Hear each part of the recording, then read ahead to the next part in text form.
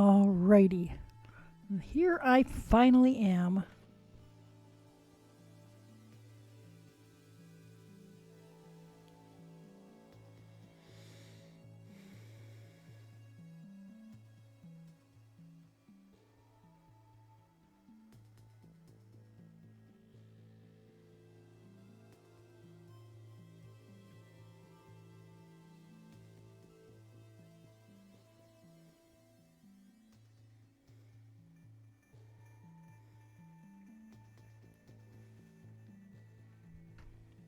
Hey, I'm really late tonight. I had a phone call. How are you? Did I miss you today or did you not end up streaming?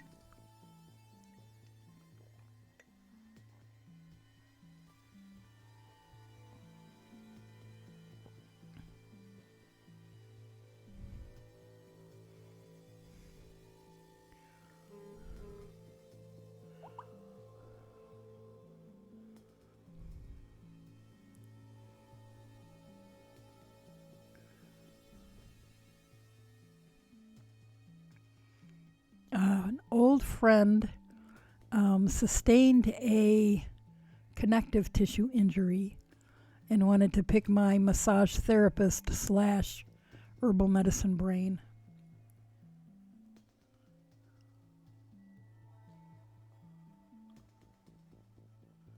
I don't get to use that part of my brain very often, so it's good to give it a little exercise. Bama mate said school all day, and then I just hid afterwards. I don't blame you. Hi, honey bunny. Yeah, he'll be okay. It's just stiff and sore and hard to sleep, and he said it's better standing all day at work, standing and moving around, than it is laying down and trying to sleep or getting out of bed.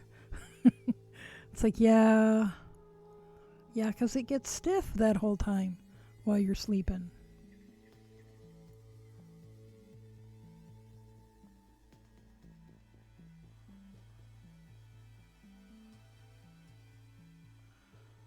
I figure out what I'm doing here. Okay, I think I'm on the 1, 2, 3 pearl row. Oh, I hear a train. Yep, there it is.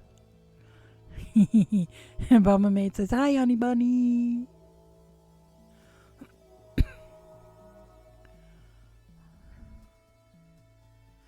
Well, I didn't hide today, but I feel crappy enough that I'm kind of irritable. Housemate actually pointed, he said, you're kind of irritable today. And I said, yeah, I don't feel good. It's not about you. I just don't feel good. Hi, birding mom. New, same sock. I'm this far. And, and yes, train. And, birding mom, I checked the tracking for my yarn today. And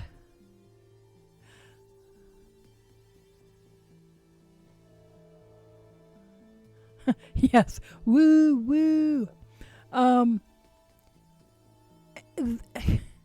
Just maybe I just needed to piss and moan about it last night because today the tracking says that it was processed by the post office.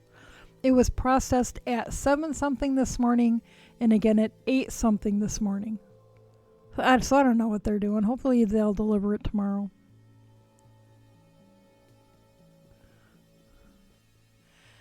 Hello.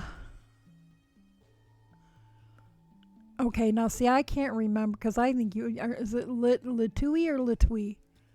Litui. I can't remember. I'm so terrible at names. And Alcrefty. Litui. Okay, that's what I thought.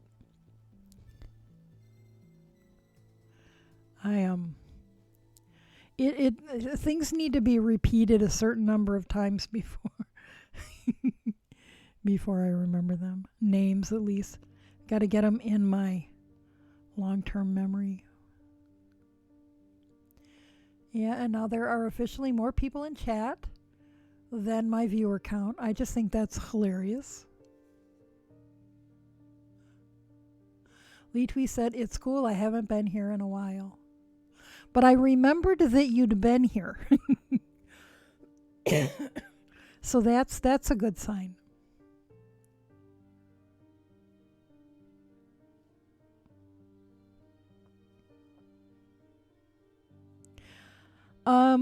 All crafty, I'm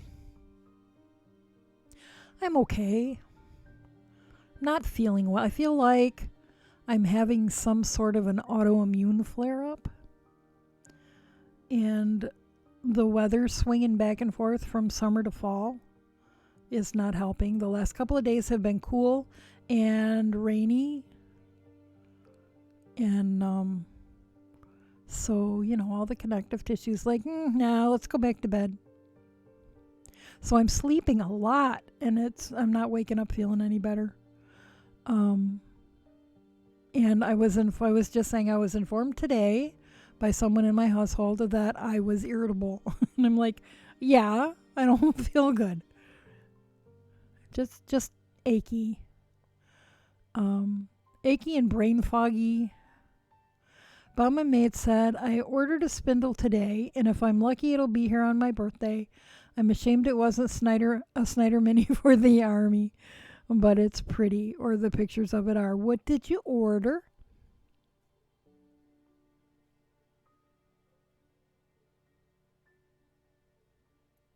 And where am I? Okay, 1, 2.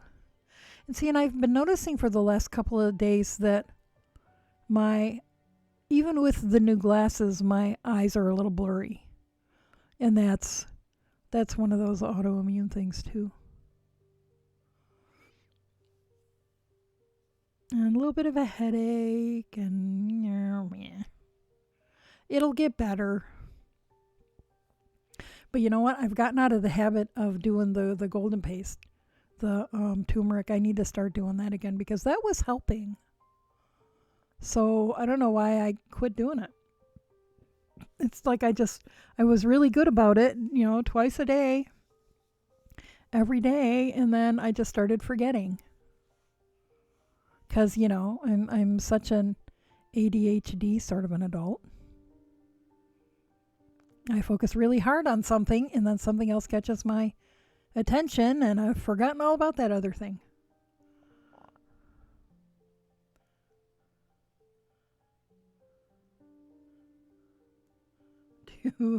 Like, how many stitches have I stitched?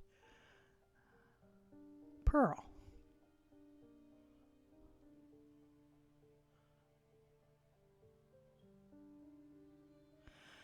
Bauman Maid said, "It's a top whorl made with a Banksia pod whorl." What's that? Got a link? Okay, 1, 2, 3, purl. 1, 2, 3, purl. It's a good thing this pattern isn't complicated. 1, 2, 3, purl. 1, 2, 3, purl. Now I can knit across the other side. Bauman Maid said, "And the shop was running a special, so I think I get a free mini spindle with it. But even if I read that wrong, I'm okay with it." Cool. It's so cool when you catch something with a special.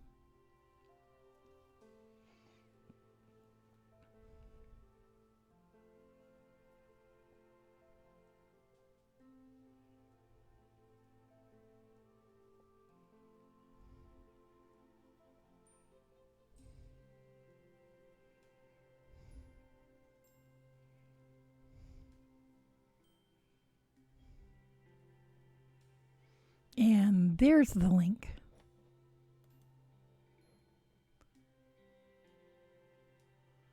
Oh.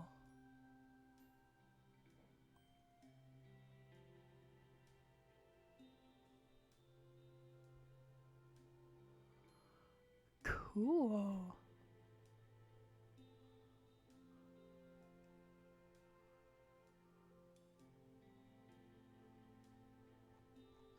Okay, so I was going to guess from the pods that they were some sort of a pine cone remain, but from the pictures of the actual plants, looks like more of a corn related sort of thing.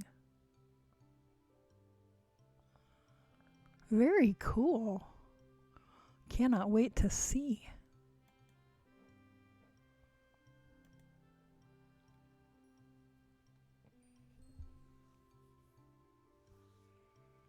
Yeah, that's very cool.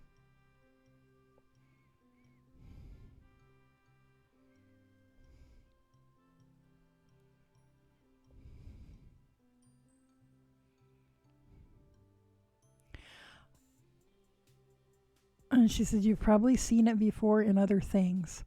I've been eyeing the spindle for a while and was so happy it was still there when I looked today.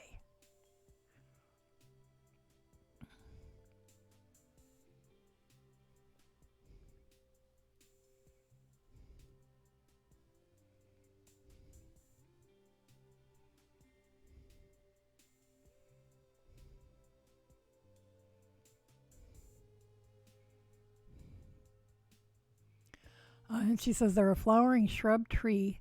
The pod is the seed pod left behind after the flowers are gone.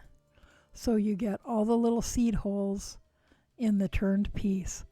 Nice.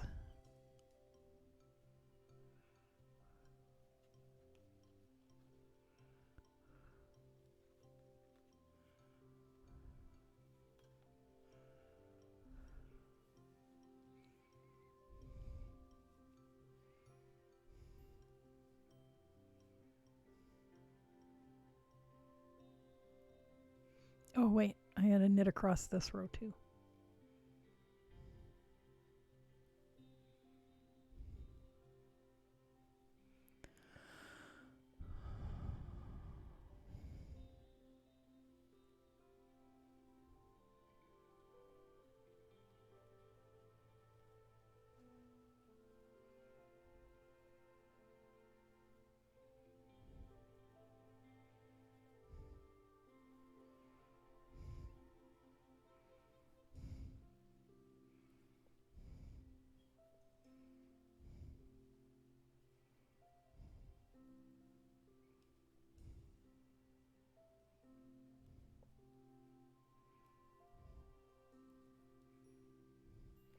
So, what's everybody working on? How are things where y'all are?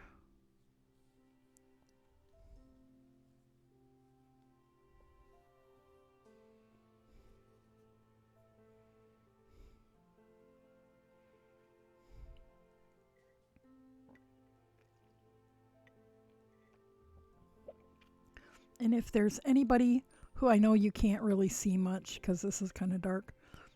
So if you weren't here last night to see this, that's more what it looks like in real life. So this is the Hermione's Everyday Sock pattern from off of Ravelry. And it is, the yarn is from Leading Men Fiber Arts. It's their BFL nylon and nylon base. And the colorway is Crumpus. So this is number 2 of my, what do you call it? I call it something different just about every time. Festive box of socks is holiday themed. A box of holiday themed socks. So you have a different pair of socks to wear every day of Advent, Christmas Day, and Boxing Day. Lee Twee says, working on chilling out before bed. Bama Maid said, should be working on socks, but I'm not. Are you still working on the dreaded black socks? I did, while I was hanging around looking to see if you would end up streaming today, watched yesterday's. Well, had it playing while I was while I was plying this lovely beast. Is that pretty or what? And now the camera washes it out and a little, it really is a little more rich and jewel-like, but I'm pretty sure there is enough to do a plain weave scarf using this for both the warp and the weft. So tomorrow at the cabin, perhaps if I remember to take this with me, I will wind the warp, and if I can figure out, I'll see if I can figure out how to aim the camera and use the rigid heddle loom, and we'll weave it on stream. But that'll probably be like Sunday, because I don't think I'll have it ready to weave yet by stream tomorrow.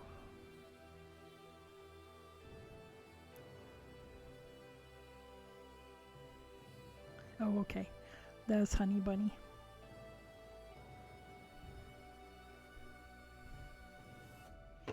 I just love this.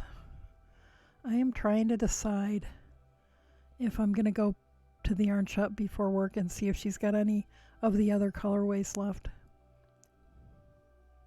Because we need some bright colored scarves at the Weaver's Cabin. Because I probably have said we have a ton of gorgeous scarves, but the vast majority of them are neutrals.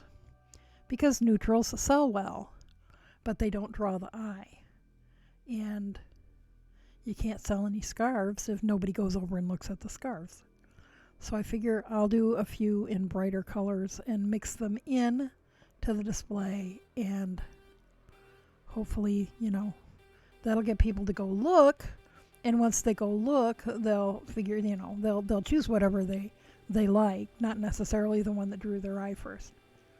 So I figure I'm helping all of the volunteers who have scarves, not just myself. Bama Mate said, I told Husbeast about the Alaskan road trip loom. And what did he say? Did he say, book the ferry?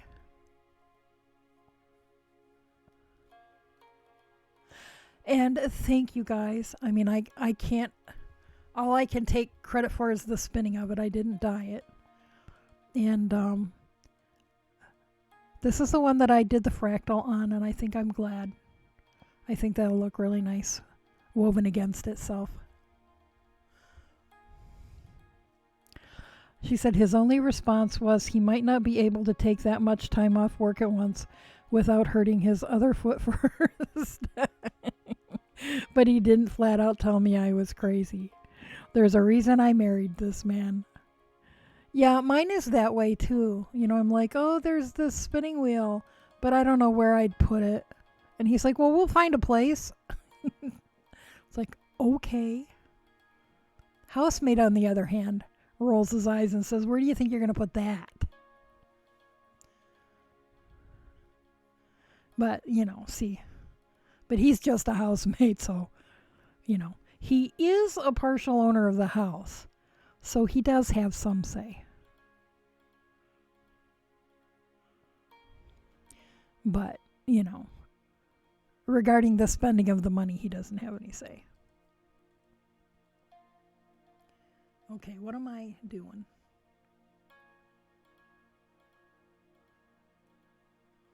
Okay, I am on a pattern row. 1, 2. Oh, wait. 1 purl. 1, 2, 3. Bama Mate said he already knows where I'm going to put the loom. It was the part where he didn't say I was out of my mind wanting to drive to Alaska for it. Well, maybe he was thinking in terms of the great vacation that would be and all the wonderful scenery along the way.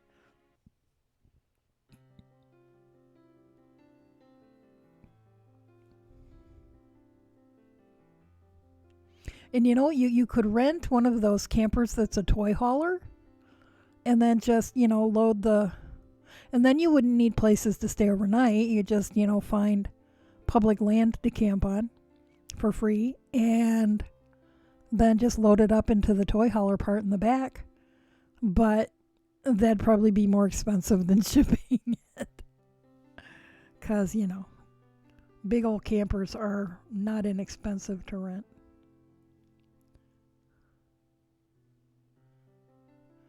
Or maybe you could just buy one, you can then you'd have to, take vacations because you'd want to get the use of it once you had it.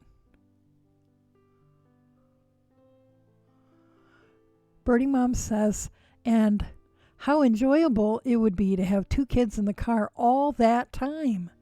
Yeah, especially that little one.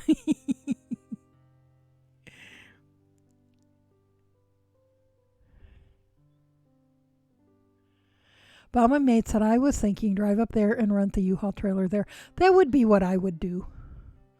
If I was going to pick up a large thing, because it's cheaper to rent round trip than one way.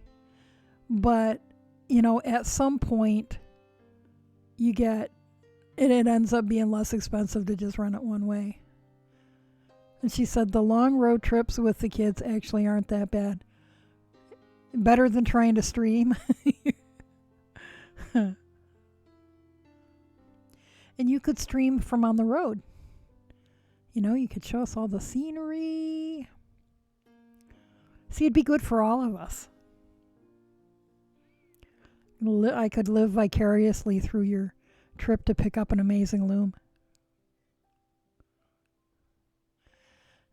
It's more, well, yeah, and I don't like pulling an empty trailer because it's weird. It's better when it's got the weight in it. And it would definitely have the weight in it. That's going to be a heavy loom because Macombers are heavy when they've only got 4 harnesses. I can't even imagine what it'd weigh with 12.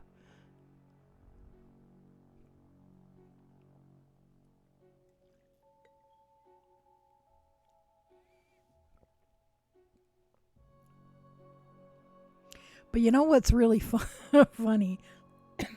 Because we were talking about this last night, and then last night I had a dream about being on a road trip with you in a big motorhome, and you were driving, and you were taking no shit from the other people on the road.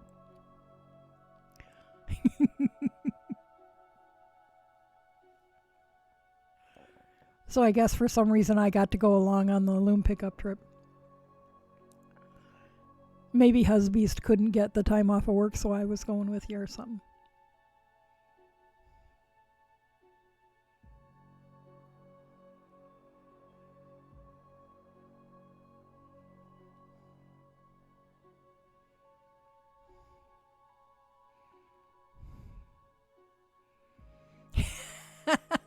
But my maid said, never even met and you know my driving. I think my subconscious just was taking a guess.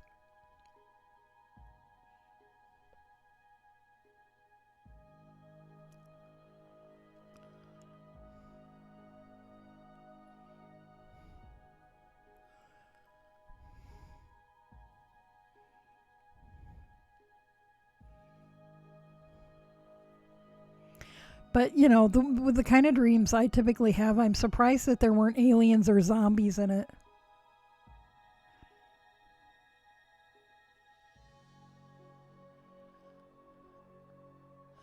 Birding Mom said, I was in Texas babysitting, i.e. teaching them lots of bad habits. Mama Maid said, I still need to put money aside for a loom. It was just crazy that one would be there when I'm glancing around. Yeah. Yeah, and I used to get my heart broken when that would happen. I'd be like, but. And now I'm just like,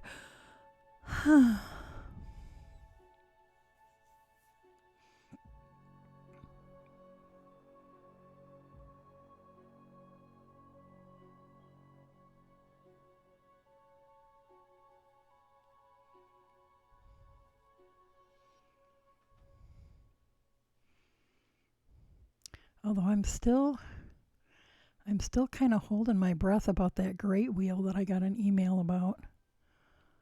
depending on, I think that my income from the Weaver's Cabin for September will be enough if they still have it. And I'm seriously thinking I might not get another opportunity to get a great wheel in that nice of quality for $100. But then I just have to figure out where the hell am I going to put it? It have to be upstairs and it won't, annoy the housemate. Bob my maid said, when I'm closer to be able to truly look for one, I'll be looking in the vicinity of Tennessee if I can't find one closer. That way we can road trip to my cousin's for a long weekend trip. See, that's the way to do it.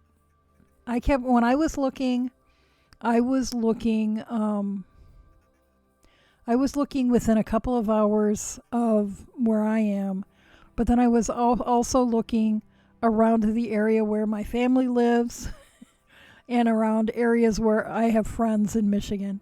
Because I thought, I could make a trip, spend the night and bring the loom back. But then, the one I ended up with was in upstate New York, and it was about a 6-hour drive. And so we drove up. Did it in one day. It was a long day. And it was blizzarding in Pennsylvania. And so I was expecting it to take even longer. But it was the only day we could go. And the seller was available that day. And so, it was like driving in smushy, icky, slushy, whiteout conditions until we got to Erie, which is about 2 hours north of here. And then it was just kind of wet and overcast. And then we got across the line into New York, and it was bright and sunny and warm the whole day. I was like, oh, we need to start stripping off jackets and stuff. And then on the way back, it was exactly the reverse. It's still blizzarding in Pennsylvania.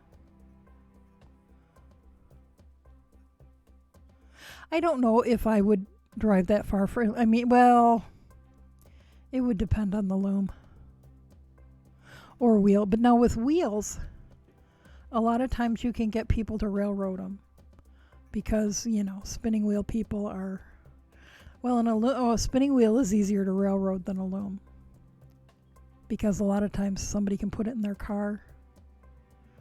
But sometimes on the spinning wheel railroad, you might wait a year or more to get your wheel, because the person that's the closest to it can, you can PayPal your money to them and they can pay for it and take it home. And then when they or someone else nearby is coming in your general direction, whatever distance, they can drive it, and then somebody can foster it, and then it can make another leg and then be fostered another leg. And my Leclerc Saxony didn't take too long. I think we waited a couple of months for it. And then somebody was driving right through here. It helps that we're so close to the turnpike, the Pennsylvania Turnpike. But my friend who people call the spinning wheel whisperer, who lives kind of nearby, frequently fosters wheels. If she's going to be going to Maryland Sheep and Wool, she will foster wheels that are going to be picked up at Maryland Sheep and Wool, and then she just, we packs them in the car amongst all of our other stuff and drive them on down with us. There was one, it was beautiful, that I fostered for a while until my friend could get it from me.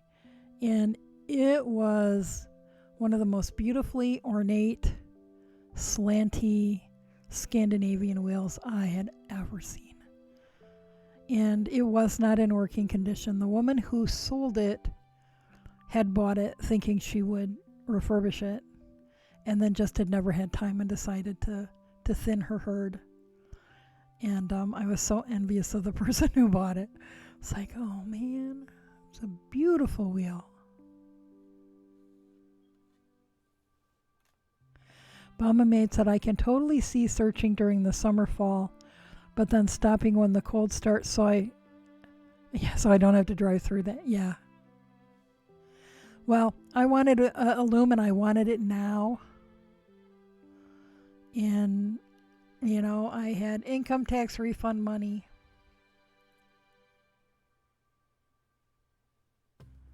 And I was afraid it would get spent on something else if I waited. So that was sort of, and it was in February or March.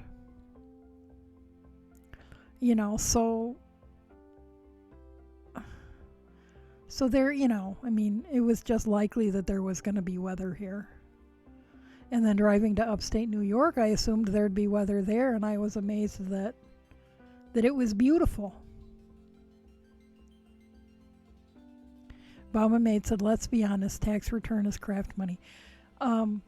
Tax return has, on the years that I've gone to Maryland Sheep and Wool, tax return has been my Maryland Sheep and Wool money. I usually end up with enough for the travel, the lodging, and way more crap than I need.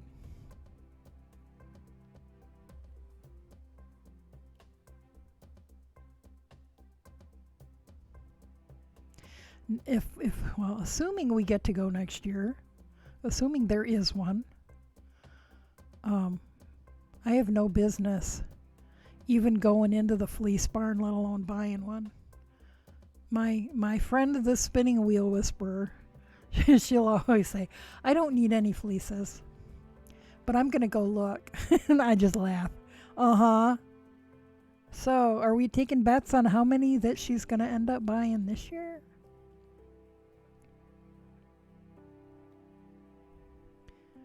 Because, for my income tax refund usually ends up coming right around, just in plenty of time for Maryland Sheep and Wool. Because we wait till the last minute. Because Honey Bunny usually has to pay in and he doesn't want to, he wants to make them wait as long as possible. Mama Maid said Husbeast will likely be done with the car project other than aesthetics before I get a loom, unless I can find a screaming deal on a rigid heddle to get my feet wet.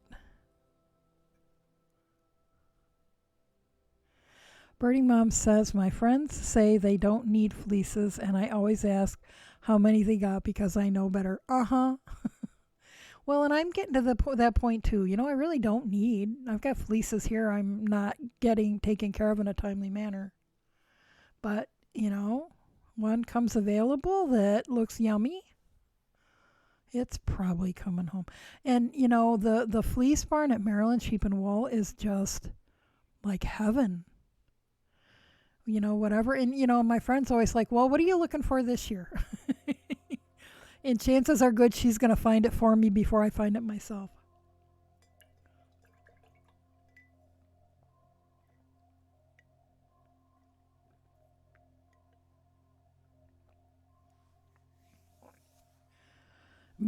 Maid said, well, they don't need them, so they're not lying. That's true. None of us has ever said, nope, I'm not getting a fleece this year. We're just saying we don't need a fleece.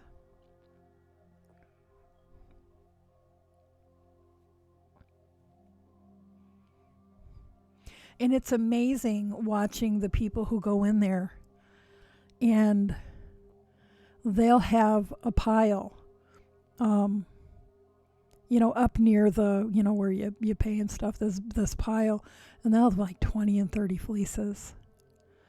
And they're, sometimes they're picking out prize-winning fleeces. And what I was told by somebody who works in that building is that, typically they're people who own shops. And, they're going to send, some of them they'll sell as fleeces. Some of them they'll send out to be processed. either into roving or into their own line of yarn or whatever. The ones that are buying prize-winning fleeces very often are going to divvy them up into smaller portions, unwashed, and sell them as from so many ounces from this particular fleece that won thus and such a prize, and to make a very good return on their investment. 1, 2, 3. My credit card has never been big enough to do that. Mama Maid said, we're currently taking bets on whether or not the in-laws make it through the entire weekend with both kids or if they bring them back on Saturday. So your kids are gone this weekend? Do you and husbeast have fun things planned, or just gonna enjoy the peace and quiet?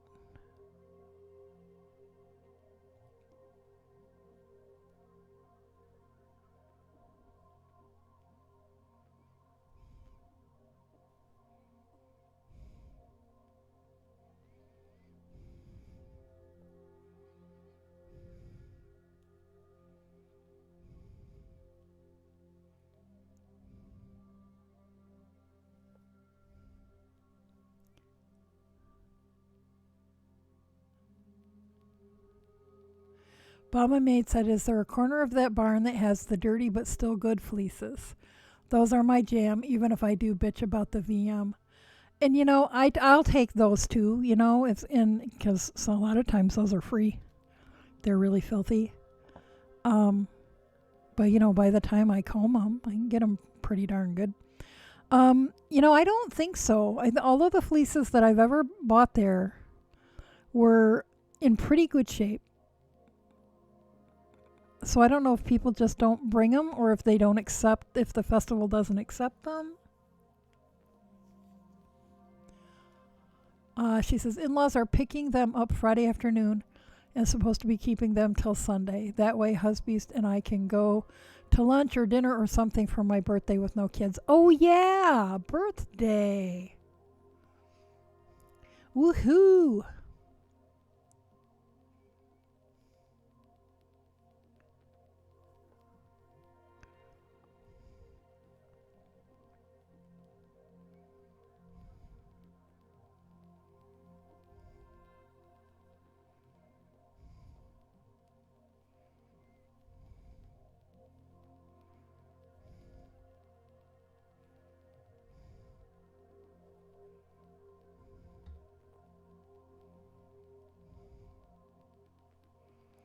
Did we ever determine which solar return this is for you? Or are you not telling?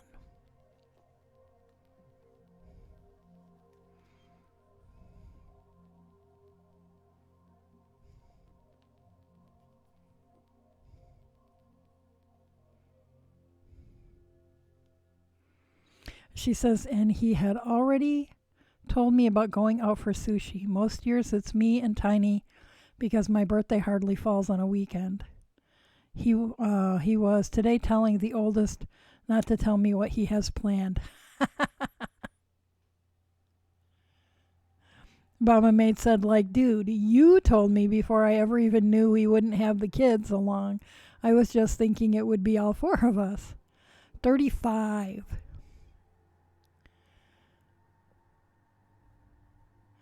Well, grats for 35.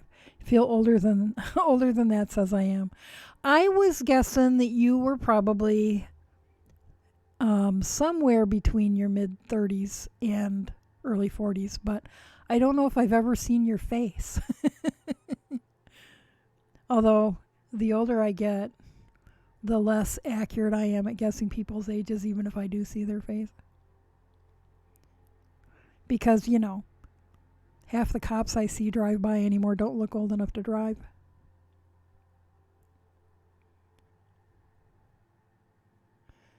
And people will ask me, well, if I know how old somebody is. I don't know. Older than me, but I don't know how much. And then I find out they're like 10 years younger than me.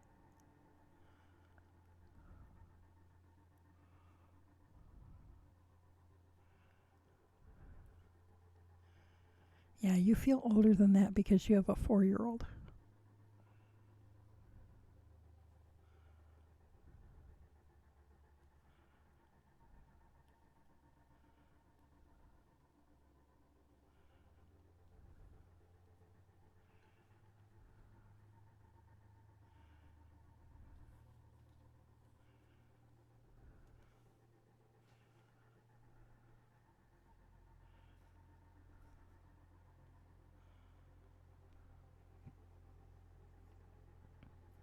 She said, I've had my face on stream a few times. I just don't like how red the camera makes me look. It's worse than it is in person, so I try to avoid it. Yeah, you won't hear me ever badger anybody about showing their face because you'll notice I haven't. Unless I've been like leaning over the spinning wheel and you guys got a glimpse. Although there is a picture on on the coffee, on my coffee profile. But that one's a few years old. And it's the old glasses. Mama Mate said, Tiny will be 5 in a couple of weeks. Yeah, how the hell does that happen? Birding Mom said, this year we all feel older than we are. That's for sure. That's for sure.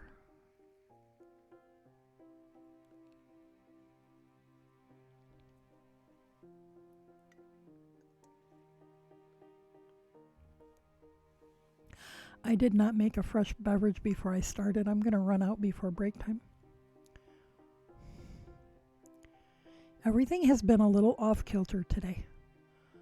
Mama Maid said 30 days hath September, April, June, and November.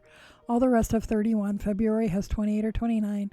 And 2020 has 5,327. That is absolutely true. Uh-oh, hang on. I think.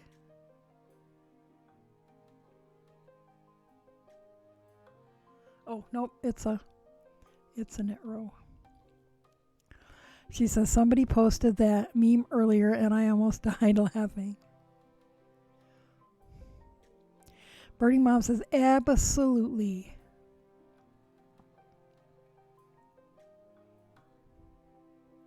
But you know, it's like the longest year of my life. But at the same time, I'm wondering how the hell did we get to October already?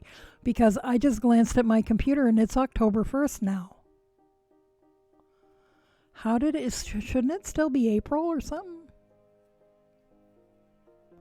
I got an itch. I think my hands are a little dry.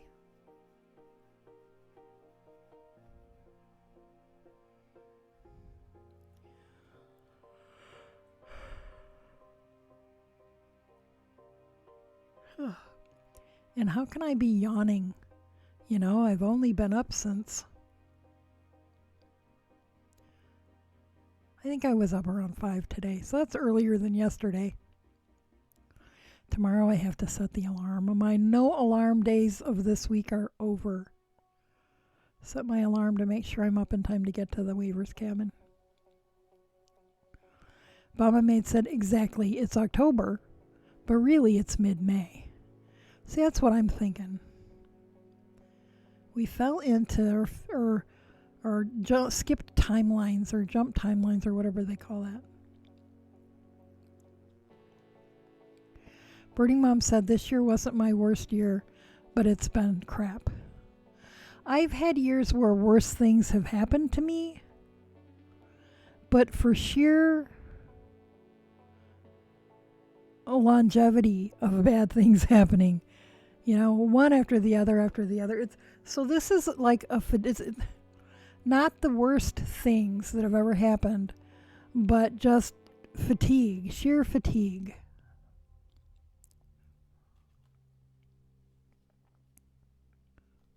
Because in most of my bad years, you know, things got better. This year, things aren't getting better.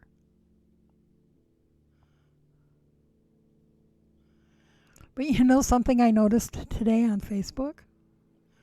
It's the first time in the whole election cycle that I've seen both sides agreeing with each other. They both Both sides agree that the debate was ridiculous. Bama Maid said, I'm wondering if I can convince Husbeast the yarn store is a good idea on Saturday. Well, it's your birthday. Of course it's a good idea. He should want to buy you stuff. Because it's your birthday. And 35 is kind of a milestone. You've survived this far.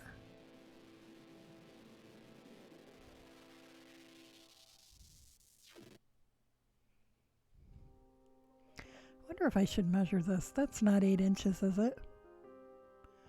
Should maybe measure, just in case. Burning Mom says, be right back at Demando Cats. Alrighty. Say hi to the kitties for me. Fiber Mage says, I'm in full-on stress cry mode. I can't do fair shipping if I use the Square Shop. You know, when you were talking about that recently, I think what I was just planning to do is just to do domestic shipping and just include shipping in the price. I think that's what I was thinking of doing. And, you know, it sucks that by doing that I can't do international shipping. But I think there's only been twice in 20 years I've shipped anything out of the country, even though I've always offered it. Bama Maid said, it's a good idea on any day, let's be honest here. I agree. Bama Maid says, oh no. Fiber Maid said, I'm just going to have to do a Discord shop. You can do a shop on Discord? Or do you mean just post your stuff and people can contact you?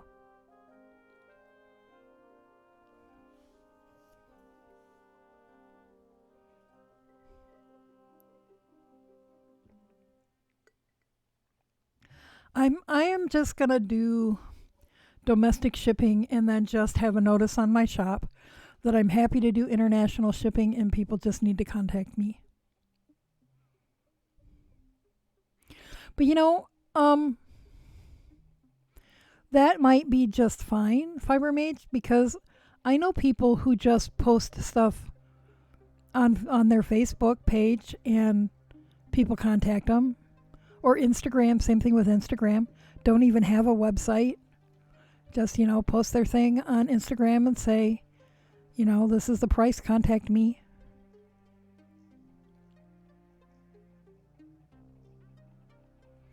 Bama Maid said, just make sure to use PayPal invoices for the CYA. Well, you can also still use Square and just send them a Square invoice, even if you don't have a shop through Square. Fiber Maid said, my worry is taxes. I can still use Square as the point of sale. Yep. Just keep good records. And, you know, whether you're using PayPal or Square, that's going to keep records for you.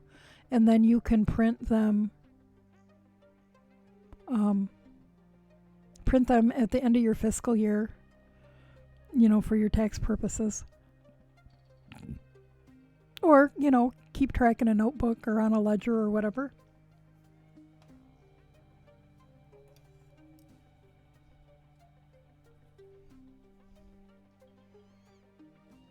Okay, so we're at about 5 3/4.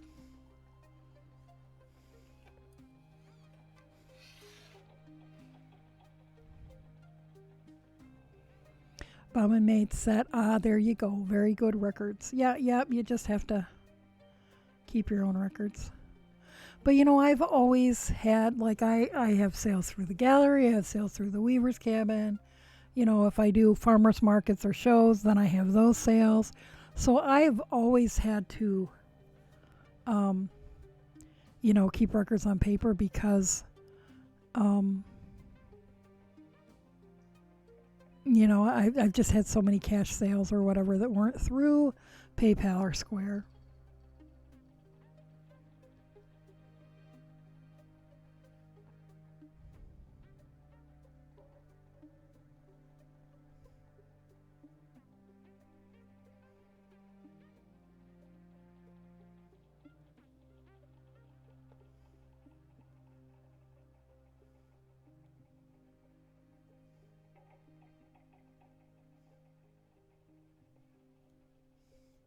Track quarterly. Yeah, for the first year, you can just do it at the end of your fiscal year.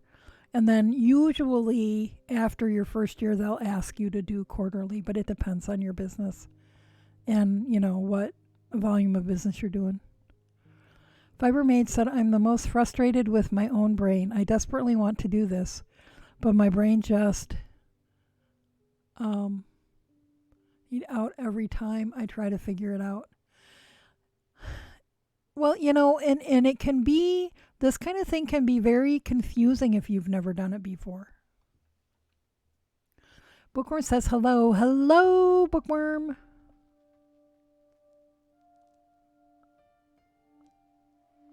Oh, your brain nopes out. Yep. She says,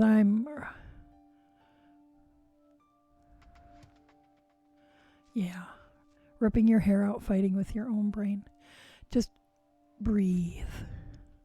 Breathe. It's okay. It's okay. It's absolutely okay. And the harder you stress yourself out about it, the harder it's going to be to understand.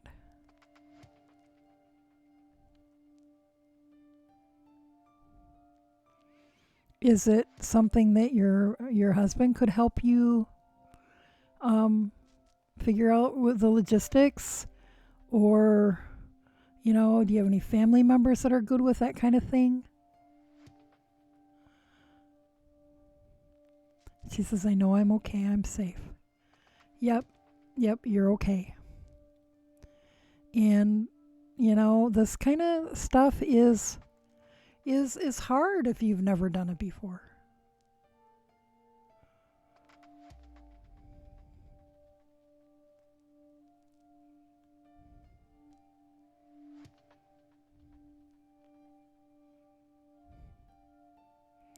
Bookworm says, I swear my brain short circuits every time I try to think nowadays.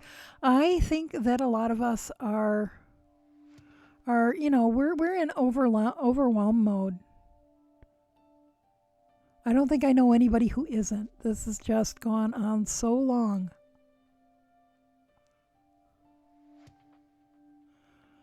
Fibermaid said, but it's just not working or making sense to my stupid cotton picking brain. You may just need to have somebody explain it to you in a different way than the way it's being presented. Not all of our brains work the same way.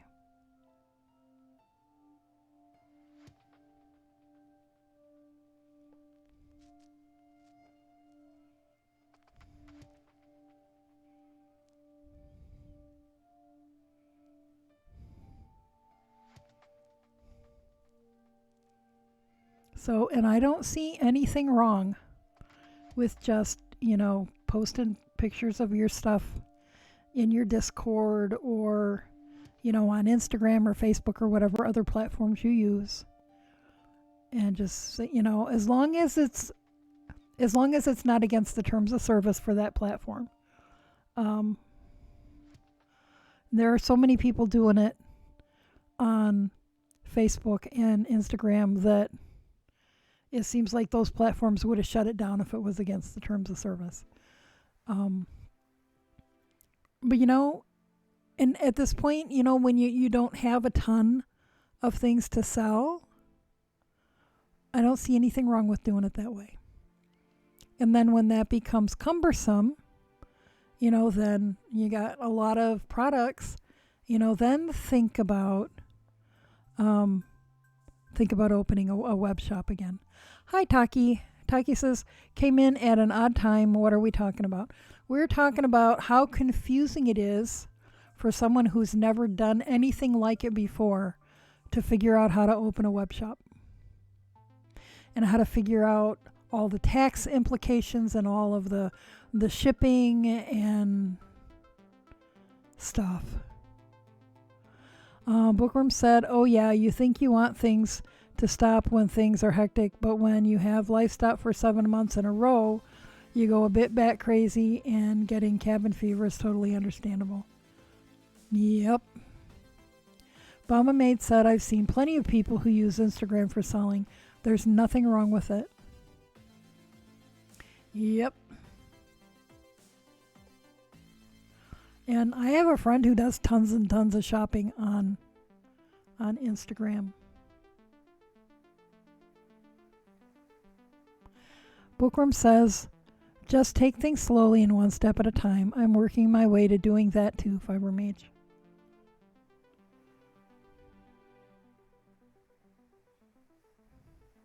Yeah, see, and I started selling stuff before the internet age. So, my sales were live sales. I was doing shows and carting stuff around to, shops that took consignment and that sort of thing. And so I already understood, about how to do my taxes and stuff before I ever had to deal with the internet. And then for a long time, there wasn't any way to do it for free. If you wanted a shopping cart, you had to pay somebody $1,000 or whatever to build you a shopping cart. And so then there was eBay. I sold handmade soap on eBay for a long time. But the problem is that there weren't eBay shops then. Everything you listed was an auction. And so you had to list your auctions at a reduced rate. And so I ended up, all of my soap I sold on eBay, I ended up selling like a bar here and there at wholesale prices. And then all of a sudden there was too much competition and people selling soap too cheaply. And so I stopped doing that. And then there was Etsy. And Etsy was awesome for a long time, but Etsy's a lot more complicated now.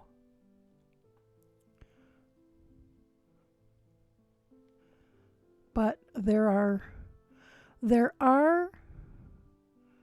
free web shops that are amazing. It's just that, what Fiber Mage is running into is that she can't set up her shipping the way she wants to unless she pays. Unless she pays way more than she can afford for a fledgling handmade business.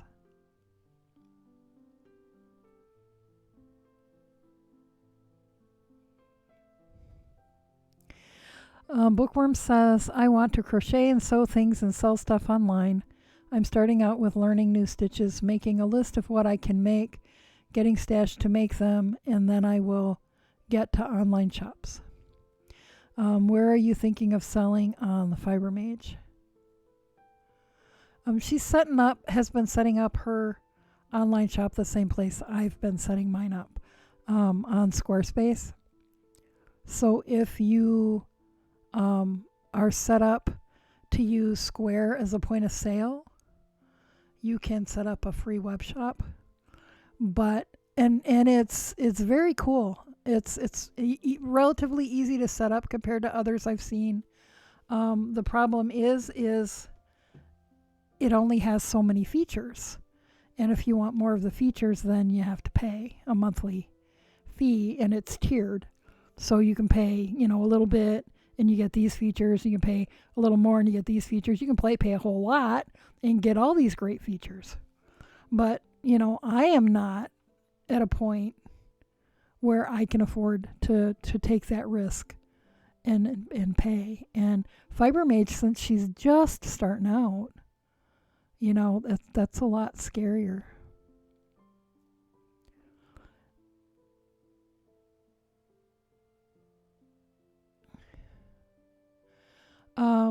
Taki says, well, this is not kosher, but to be honest, Facebook Marketplace, Instagram, and under the table, so to speak. Yeah, well, that's what we were just saying.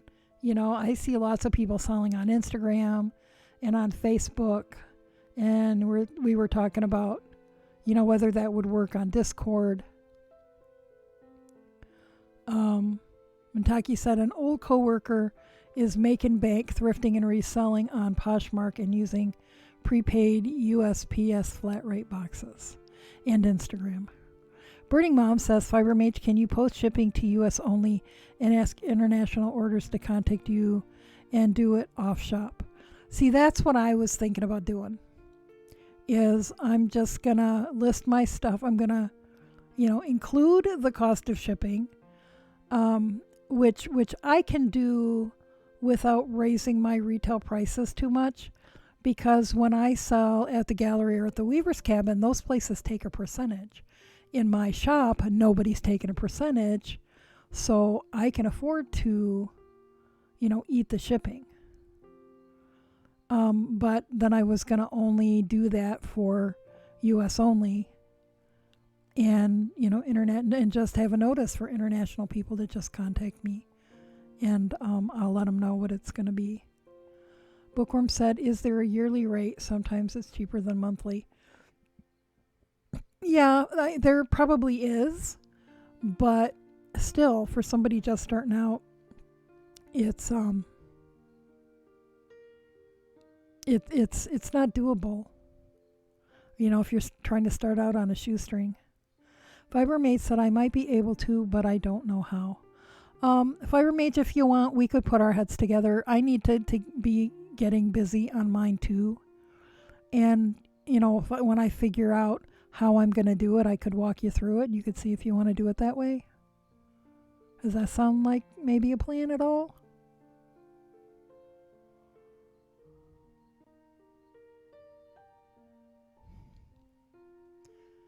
Because, I'd be happy to help you if I can.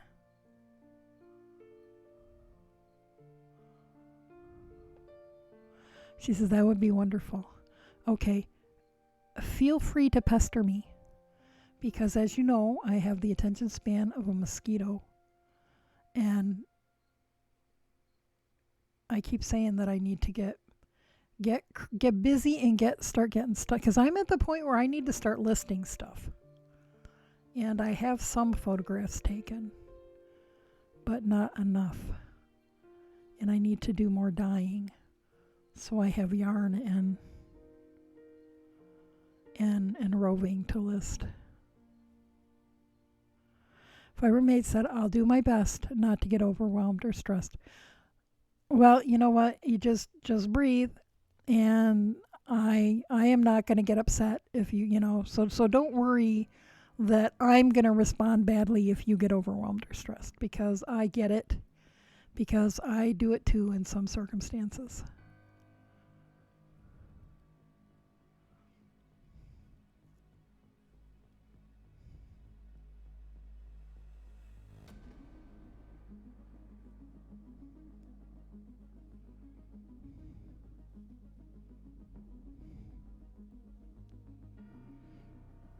Bookworm Lover asks, have you gotten together?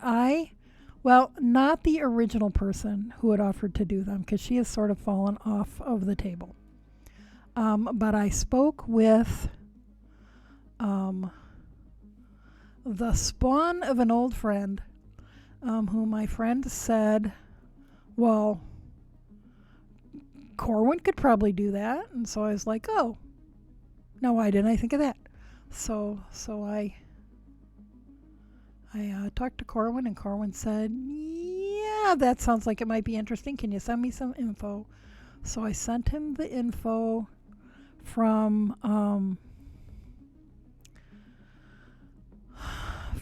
Twitch that explains, what the point is of the emotes, and what the size of, what the criteria are, what the expectations are, blah, blah, blah. And then a link to a YouTube video that looked good to me, of someone who makes emotes, kind of explaining how they go about it, like a how-to. And then I'm gonna send him some pictures of my cat and some ideas of things I have in mind. But he asked if it could be flexible because he's in the middle of another project right now. So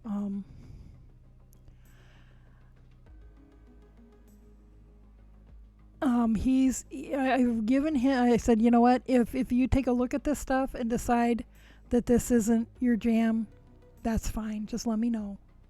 And I'll go find somebody else.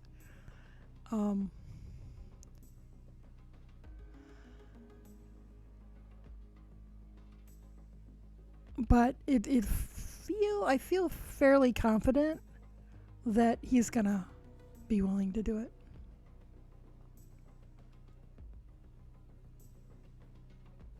And he's got an art degree. And he doesn't have a day job right now, so.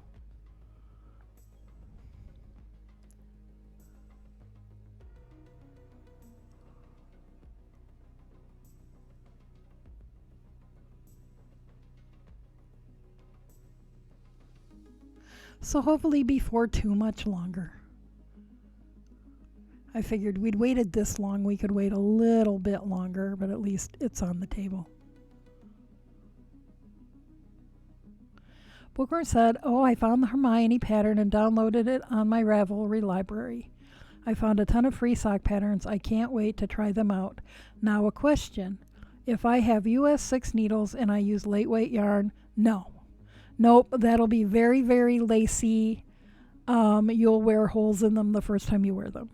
If you have US 6 socks or US 6 needles for socks, you want to use worsted weight. And that's not going to work. If the pattern calls for fingering, the stitch counts aren't going to work. You know what? Oh crap, it's not on this computer. On my other computer, I have a PDF of my sock formula. I keep threatening to post it on Discord. You guys remind me over the next couple of days, and I will I'll upload it. But I was going to do it right now, but it's not on this computer. No, if I was going to do lace weight socks, I would probably want like 000 needles. Most of the patterns you're finding are going to probably call for fingering weight yarn, which is what I'm doing here, which most people are going to need depending on how loose or tight they knit, a 0, a 1, or a 2 in US sizes. Yeah, what Birding Mom says, you want socks to be knit tightly. That way they don't wear quickly and your toes won't poke through. Bookworm Lover says, so what's the difference? Okay, let me show you. I have a size 6 needle here somewhere. Okay, this is a US 6. And you see the difference?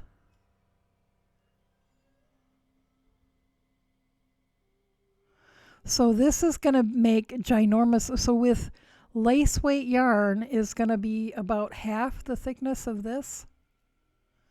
And on this needle, that's going to make big ginormous loops that you're going to be able to see your foot through. There's going to be more air than there is fabric, if that makes sense.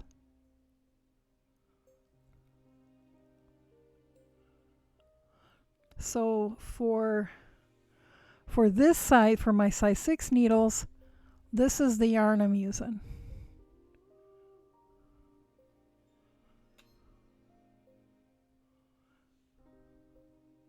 As compared to this yarn. Can you see the difference? The difference between DK fingering lace and sock weight yarn is how thick it is. Lace is the thinnest, and I don't have any downstairs. I have some upstairs. But it's going to be about half the thickness of this. And this is fingering. And then this is about worsted weight. And DK or Sport is going to be about halfway in between.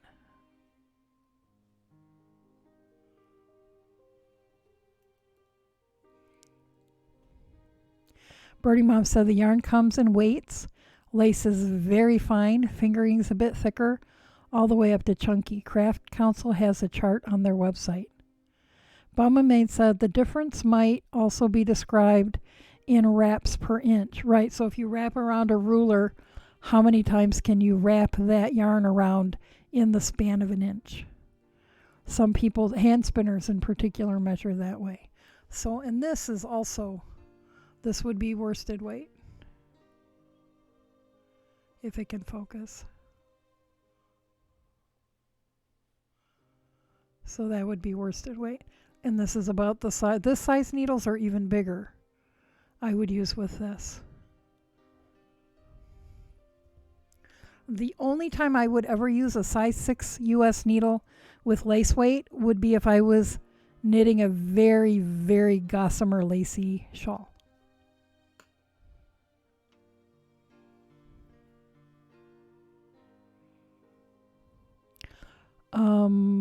Bookworm says, I'm used to working with worsted 3 through 7. Now, are you talking about the 3 through 7? Is that the needle size? Or is that the number on the yarn label? Because I'm not used to those numbers yet in the yarn. Does anybody know off the top of their head what number fingering weight is? Because worsted is like a 4, isn't it?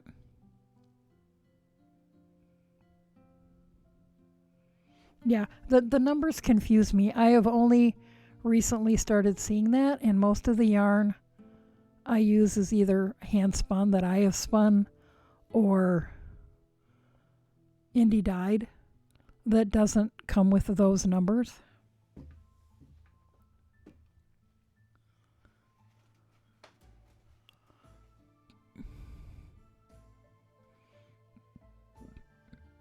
Okay, yeah. Brahma Mate said the yarn label numbers.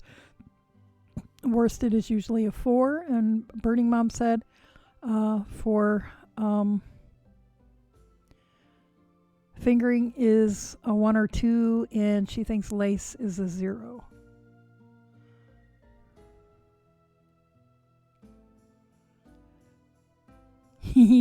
Everybody's got different opinions.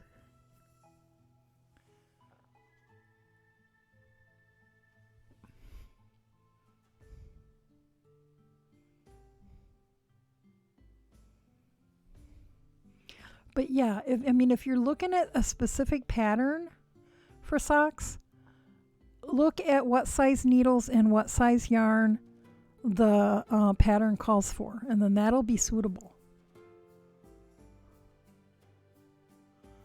Bahama Maid said, I don't have a fingering label right in front of me, but I have a lace weight and it's labeled as a 1.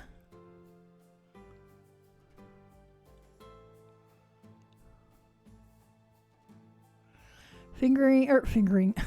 Fiber Mage, we're talking about fingering weight yarn. Fiber Mage said that's because it's really not set. So, like, not all manufacturers agree.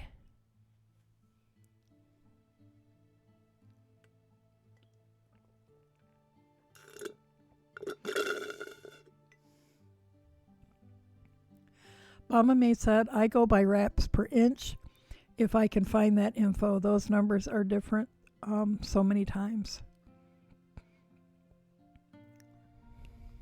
Well, and I've even seen from one brand to another that like worsted weight yarn is different. They're calling it worsted weight yarn, but some is thinner and some is thicker. So does that help at all, Bookworm, or is that just more confusing?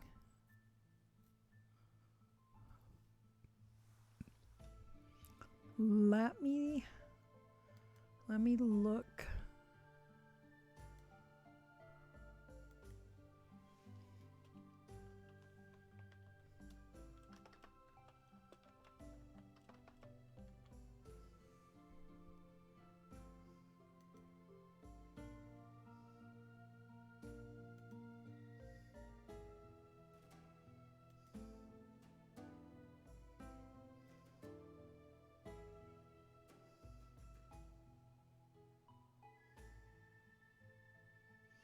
Okay, I'm looking at a chart that says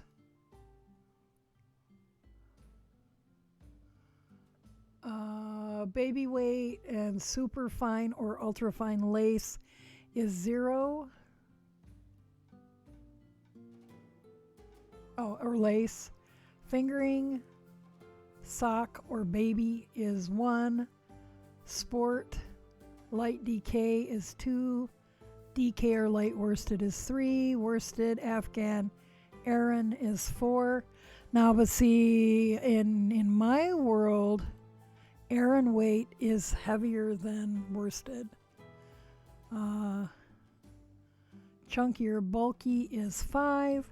Super bulky is 6. And then it recommends needle sizes and tells you how many wraps per inch.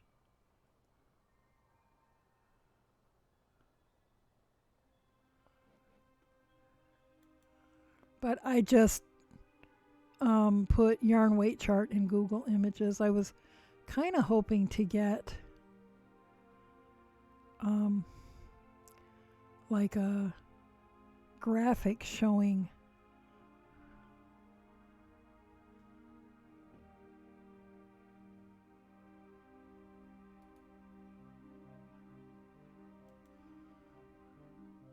oh wait, here's a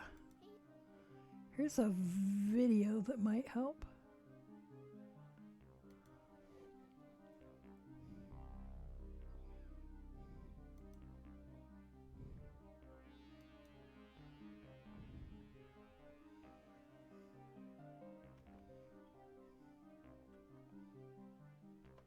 Okay, that video might help with yarn weights.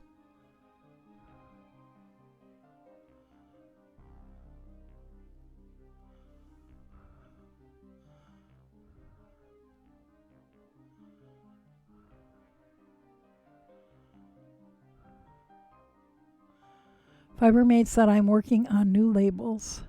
Cool. I always, years and years, like in the 80s, I thought designing labels for my yarn was the most fun I could ever have. And now I'm like, oh God, I have to design labels.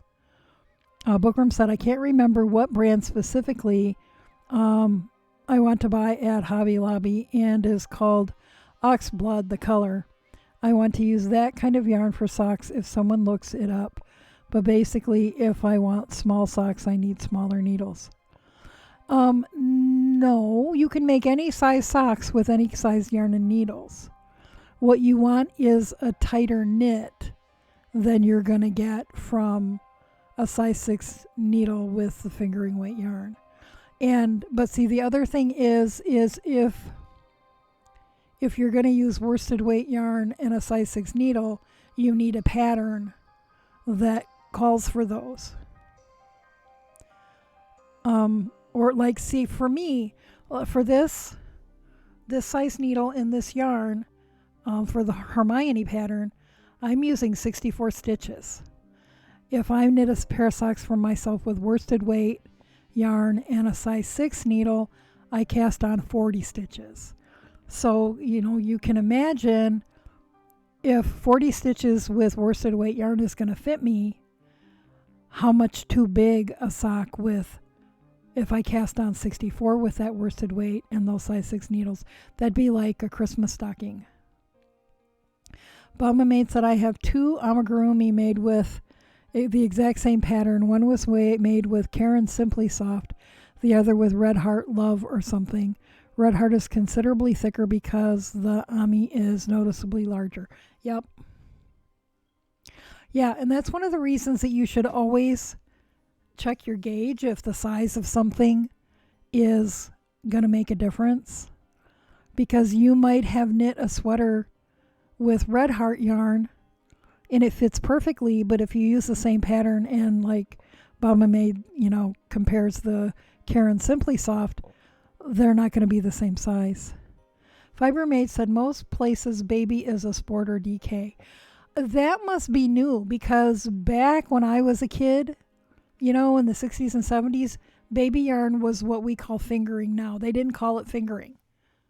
Or I never saw it called fingering. It was called baby yarn. But, the definitions change.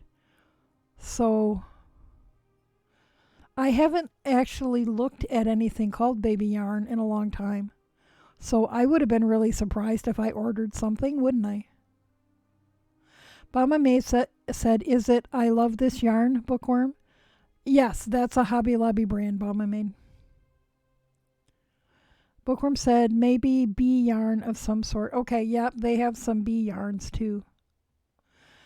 Bama Maid said, it's been so long since I've gotten yarn at Hobby Lobby, I can't remember the brands they carry. Yeah, see, there's not a Hobby Lobby near me, so, I get there once every couple of years. Bookworm said, would I be able to do patent sock yarn with my needles I have? Patent sock yarn is going to be a fingering weight, just like this. And, like I said, if you knit this, you're going to get big loops. It's going to be very lacy. And your socks are not going to last more than a couple of wears. They're going to wear right out. Plus, your feet are going to get cold. Because there's all that open space.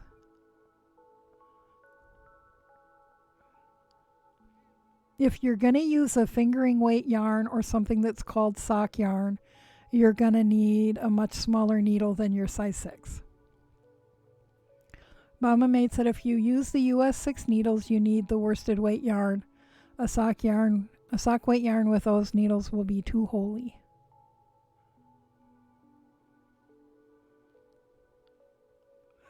Birding Mom said for a first sock, I would buy Patton's Croy. You can order from Michaels. Yeah, I think the question more is the needles. She needs the needles that are appropriate for that yarn.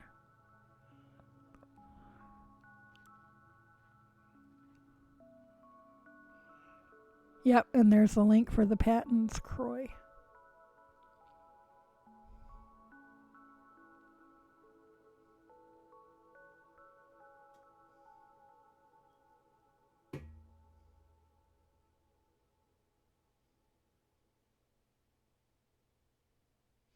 And now they're saying for the Croy, the knit gauge 4 inches equals 28 stitches on size 3 needles. I think even for that, if they're calling that a category 1 yarn, that size 3 needles would probably be too big, but I have not used it. So, Birding Mom or Bama Maid, have you actually knit socks with that? Birding Mom says no. For sock yarn, you need a size 1 or lower needle. Do you have a local yarn store? They may have needles that you can swatch on.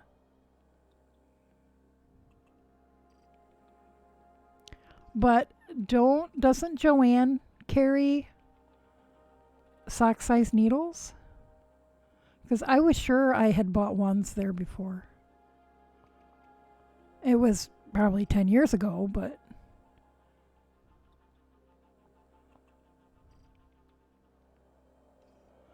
I don't know about Hobby Lobby.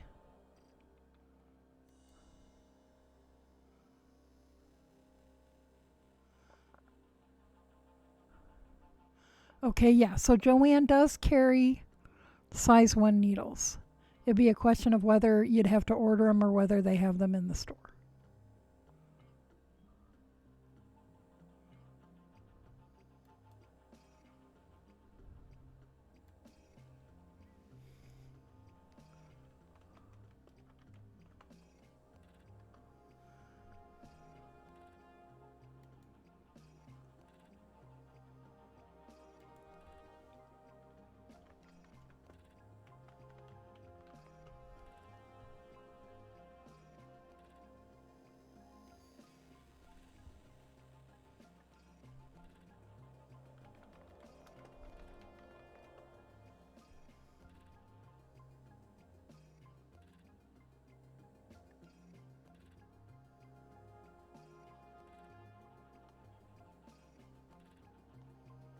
I'm trying to look at the Hobby Lobby website.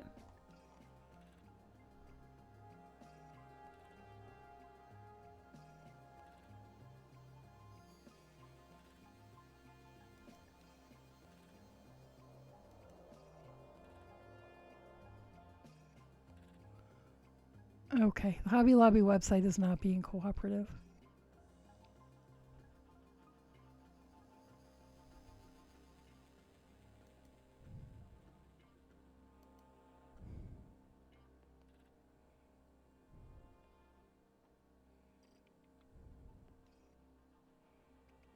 I don't know. Bauman made what I don't know if I'd recommend a 9-inch circular for a beginning knitter or a beginning sock knitter. What do you think?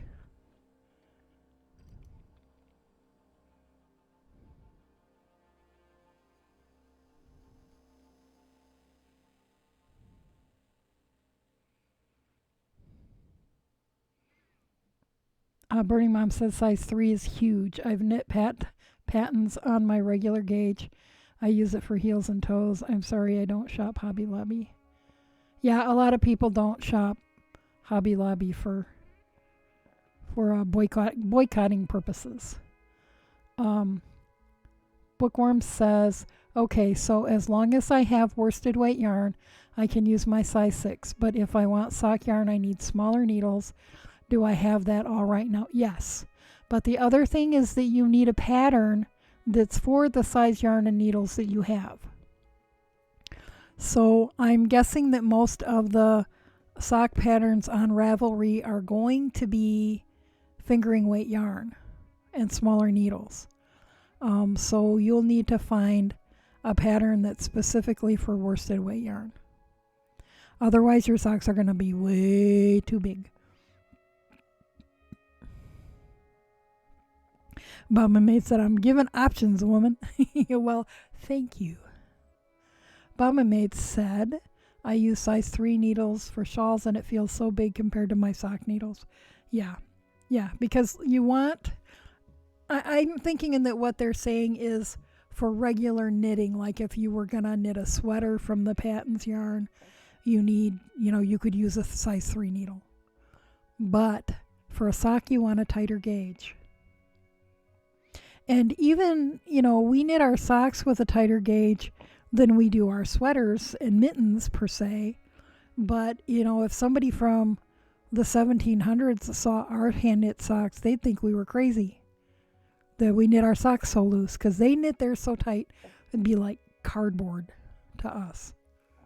Very thick and stiff socks.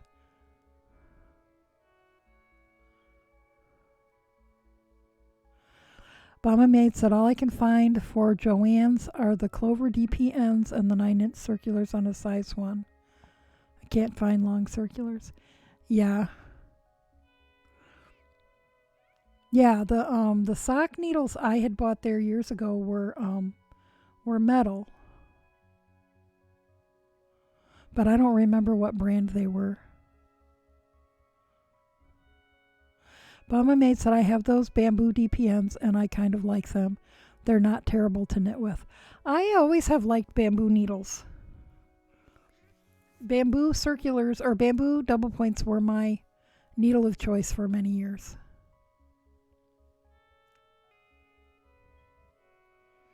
Now these Leica or Licker or whatever they are, driftwood are my favorite needles, my needles of choice. But I don't care for their double points. For one thing, the ones that I was able to find aren't long enough for what I need them for.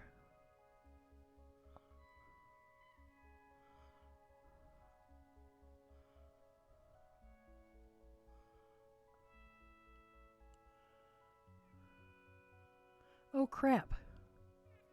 Okay, if anybody's got their finger on the tink button, go ahead and hit it.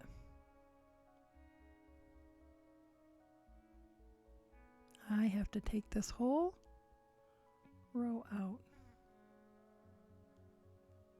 Or this whole needle or whatever.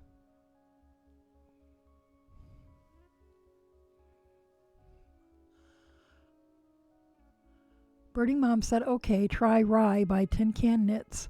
They are free worsted, and Tin Can Knits is a good, reputable designer. They also have a ton of support for their patterns.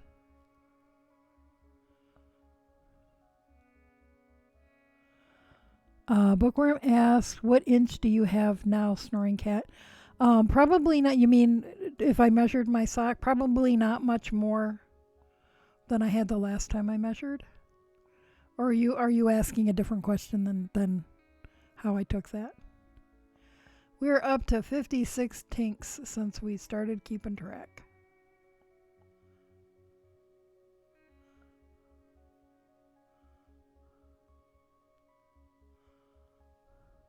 Oh, needles.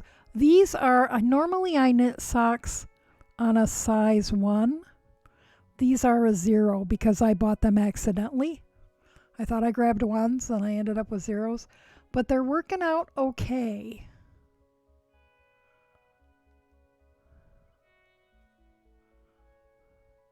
But I usually use a 1. It depends on how tight or loose you knit.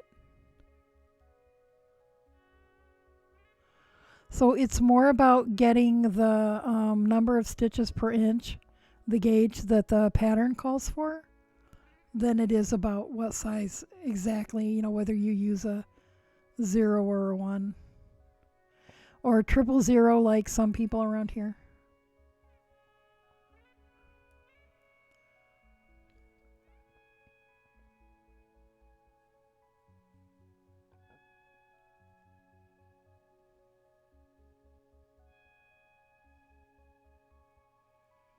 Okay, 1, 2, 3. If I'm doing worsted weight socks, I use a 6. If I'm doing fingering weight socks, I use a 1 usually, but a 0 in this case. She asked, in the circular part of your needle, how does that factor in? I'm doing what's called magic loop. And you use a circular that's way too big for the circumference of the tube you're knitting. So I have, this is the top of the foot, and this is the sole of the foot. So I have front and back on the 2 needles. Whereas if I were doing double points, I'd have the top of the foot on 1 needle and the bottom of the foot divided between 2 needles. That's just the way I do it. Some people use 4 needles and divide it up however it works in their brain. You can get little bitty 9-inch circulars that are for socks, but my hands don't love them. Some people absolutely adore it. Yeah, Mama Maid said the cable only matters if you're using a circular needle. Knitting magic loop method so the cable holds the live stitches she's not actively working. My preferred method is double points because I've been doing them that way since like 1976 or something. I am forcing myself to learn some of the other ways of knitting in the round because I teach sock knitting and it just seems like it would be better if I was fluent in all of the various ways that people knit their socks. So you can do double points, you can do this, which is magic loop. You can do 2 circulars where you're using 1 circular for these stitches and another separate circular for these stitches. You can use the little 9-inch circular, and I don't have one over here on my table. Boy, are there any other ones that you guys can think of? Or is it just those 4? And then there are those little flexi point needles. I have not been able to decide if I would like those or not. Flexi point or flexi something.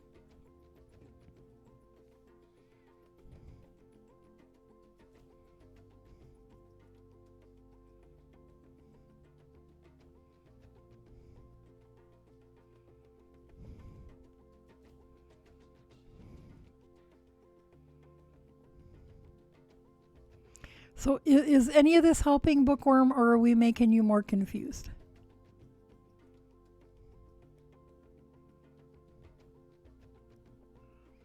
I have also found that I can't switch between techniques on the same sock because my gauge is different.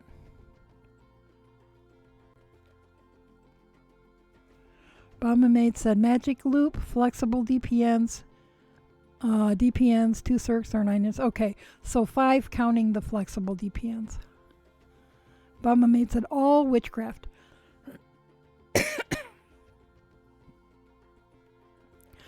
Bookworm Lover says, man, being a crafter gets expensive when you first try to get into something and want to do it right. Yes, tremendous help. Well, yes, it can be, but you don't need all of those. You just, anytime you're knitting or crocheting, you need needles or a hook that are appropriate for the size yarn you're using. Thicker yarn needs bigger needles or hook. Finer yarn needs smaller needles or hook. And generally speaking, you can acquire those things a little at a time. You know, and so if you decide you're going to try double points, you get a set of double points in a size 0 or 1, and then, you know, you're all set for fingering white socks for forever, assuming you don't break or lose any of the needles, which I do. I don't think most people do. I do.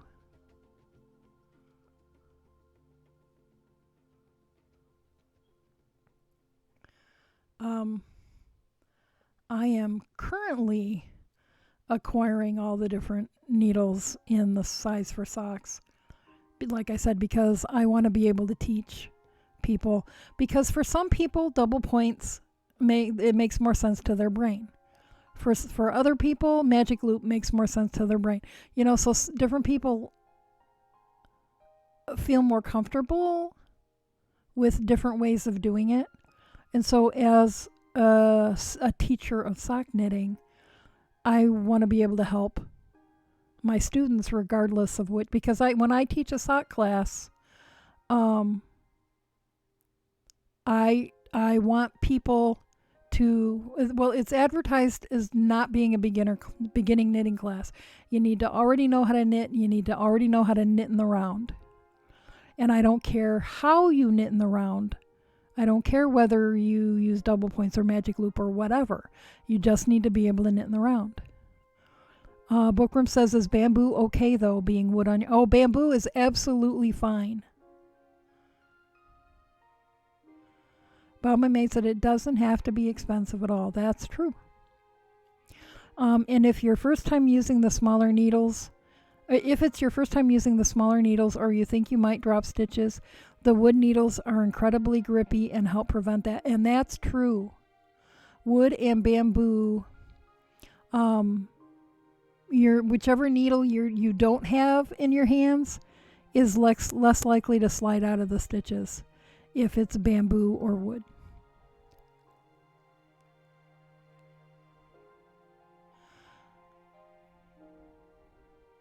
Well, okay, here's an example. This is aluminum.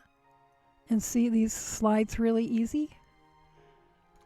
This is wood and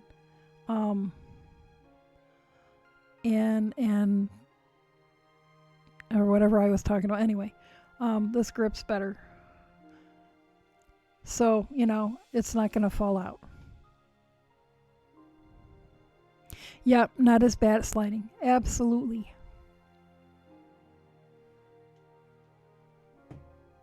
And sometimes I want a slippery needle because if I'm, you know, knitting really fast, but, you know, for socks, I don't particularly want a slippery needle.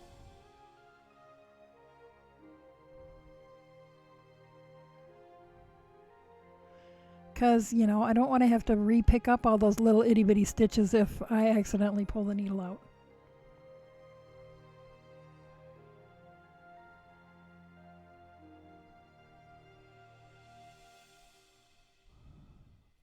But it's all personal preference.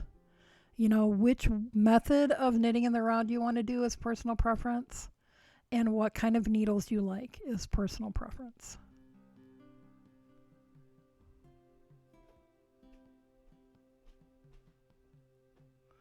Okay, what am I doing?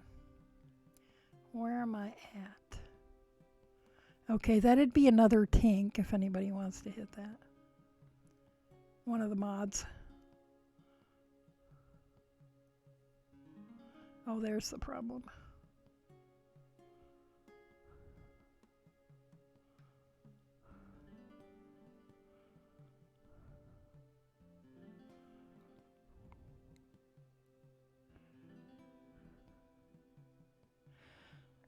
Bama Maid posted a link for knitting needles at yarn.com and suggests sort through for DPNs or individual needle components for circulars rather than the big sets at first to keep costs down. Yeah, you don't have to order $100 set of knitting needles.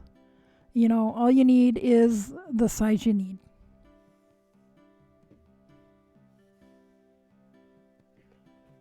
Although there are very lovely sets of $100 sets of knitting needles out there if you insist. But that's a luxury. It's not necessary.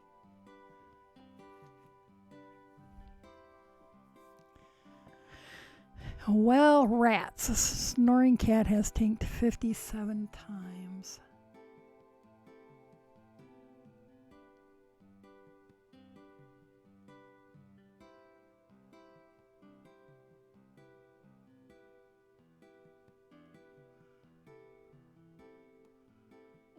And there was another one. Okay, so we were...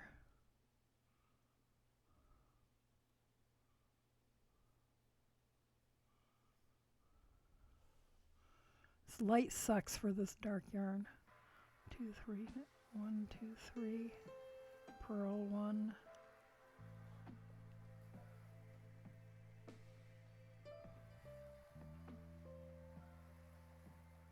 Okay, and I got off again. How did I? Was good there.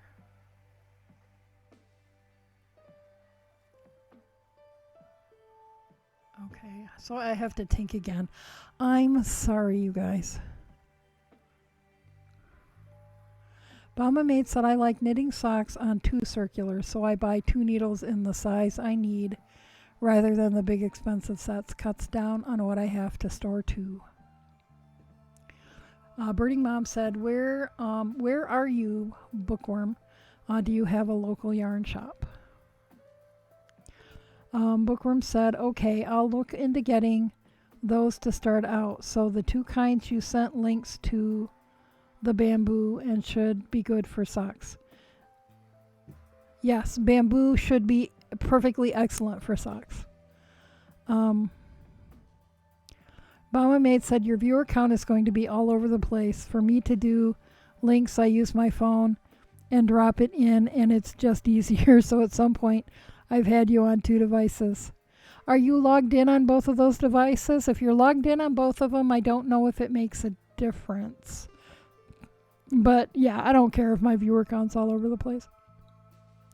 Bama Maid said, yes, those bamboo are good for sock weight yarn, and they can be gotten at the big box stores. Yeah, so you can get those at Joann's. And maybe Michael's. And very possibly...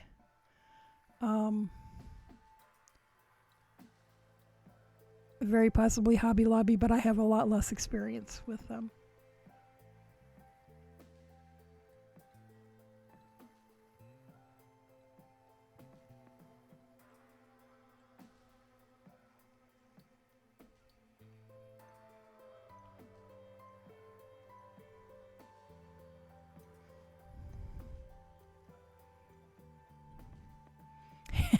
Bama Maid said, yep, I've been watching you like a total creeper tonight.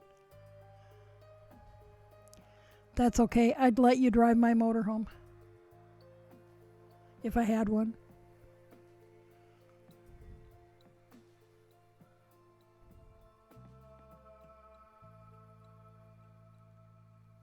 Okay, so now I'm going to pay attention for a minute here. 1, 2, 3, purl. 1, 2, 3, purl. 1, 2, 3, purl. 1, 2. Oh, yay! Got to the end on the right stitch. Bama Maid said, Joann's, Michael's, Hobby Lobby, maybe.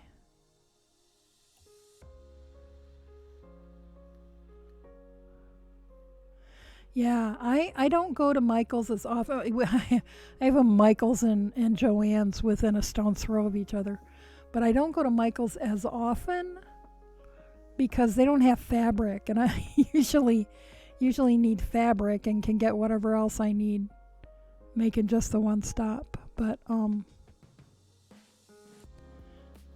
it depends because sometimes Michael's has something that Joann's doesn't, and so then I go there. And I found out a couple of years ago, I was talking to somebody and we got talking about Leewards. And, when I was a kid, there was the Leewards catalog that you would order craft stuff out of. And I always wondered what happened to that. So I went snooping around the internet, and, and the other person I was talking to didn't know either. They just weren't around anymore. That Leewards turned into Michael's. So Leewards still exists. They're just Michael's now.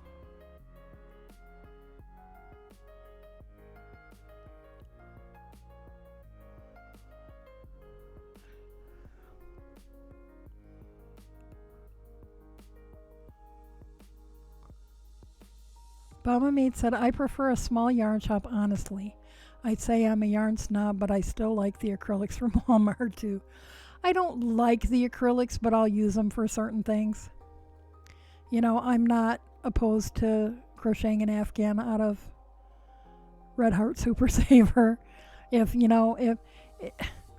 it's for somebody that I don't know if they're gonna understand or even be willing to take care of something that's wool, because even superwash wool, while yes, you can throw it in the washing machine, it still needs a certain amount of care. And, just a plain old Red Heart Super Saver Afghan, you can throw in the washer and dryer and 100 million times and it won't change much. So, and for a person who's going to appreciate that wash and wear quality, I'll use it. It doesn't feel good on my hands, but when I'm working with it, but I'm not opposed to it. But I wouldn't knit things for myself to wear from 100% acrylic, just because, my body doesn't like it. And I like to support my small yarn shop. I can't always afford to, and I understand that not every, and I am very much a yarn snob. Ever since I learned to spin back in about 1979, actually, that might have been 1978, the first time I had a drop spindle in my hands. But it was 1979 when I actually learned to spin on a wheel, and I've been a yarn snob ever since. But, I haven't always had the money to go, and I couldn't justify going into my local yarn shop and buying the yarn there to knit a sweater. I can much more easily justify spinning all the yarn myself because I've got more time than money most days. So I can invest the time into processing a fleece and spinning the yarn and dyeing it and knitting the sweater more easily than I could go into my yarn shop and spend $200 or $300 or $500 on the yarn for a sweater. But I buy most of my knitting, my fiber notions, my needles and stitch markers and darning needles and things, I get all from my local yarn shop. Because I think that that's an important business. Because if it wasn't for local yarn shops, a lot of us who are indie dyers wouldn't have a place where people can touch, our product, and yeah, I was gonna say it's hard to buy yarn online, and I want to be able to touch it. And once you know what like an 80-20 merino nylon blend sock yarn feels like, you can be fairly confident that everybody's 80-20 probably comes from the same supplier. So because indie dyers there are not very many places we can get the undyed yarn, unless we're having it spun ourselves. But anyway, Local yarn shops are important. And if you go into the big box store, there's not going to be somebody there who can really, with a lot of knowledge most of the time, help you pick out what you need and explain to you the difference between how your project might come out with this yarn or that yarn, or give you a little quickie lesson, for free.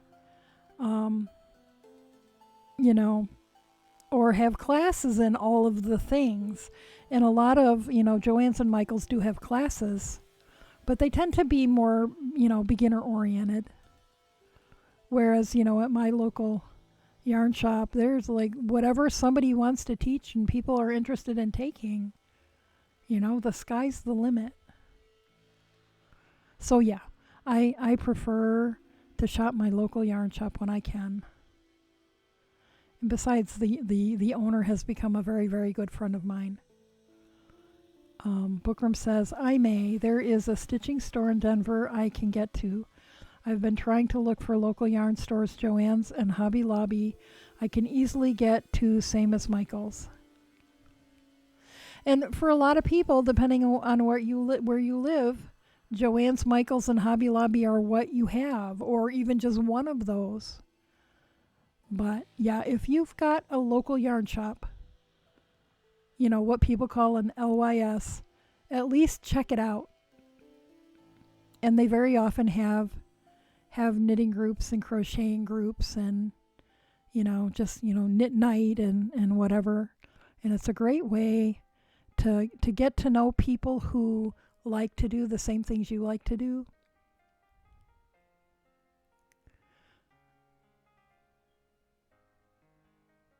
Baba Maid said, and I got Oldest some beautiful cakes from Walmart and hooks to get her started, and she hasn't touched it since the first lesson.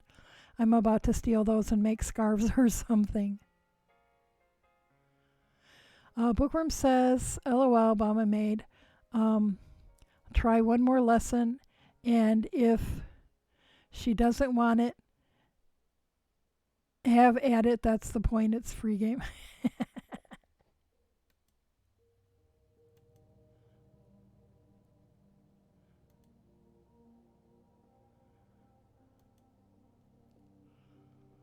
Although, while I don't love acrylic personally, a lot of people are finding that some of the acrylic rovings that big box stores are carrying that are intended for arm knitting spin up beautifully. And I think Fiber Mage has spun some of those. And I think Dork was talking about them. Several people I've seen on Twitch talk about, maybe KB Fibers was one. Wow, the camera is crooked and it's driving me crazy. I keep thinking the keyboard's crooked, but it's not, it's the camera. It's still crooked, it's gonna drive me crazy. Bama Maid said, I'm with you. If I need big box craft store, I prefer Joann's, mostly because they're the closest to me. But Hobby Lobby is rarely on the list of places to look for things for me, so I can't really say what they may or may not have. She says, I'm going to give her my straight needles and a bag of marshmallows and a YouTube video so she can learn to knit. A bag of marshmallows? What's the marshmallows for? She says, that's how I learned. I have 2 big totes full of acrylics for amigurumi and baby blankets. Yes, yeah. Red Heart is really good for amigurumi. And that's typically what people used. Bookworm says, I've not turned into a yarn snob yet. I've learned on Red Heart and only now getting into cotton and different brands. Baba Maid said, and I don't wear the things I make mostly, but my mother-in-law loves when I make her things, and she loves visiting cold places, so she gets the wearables she can machine wash.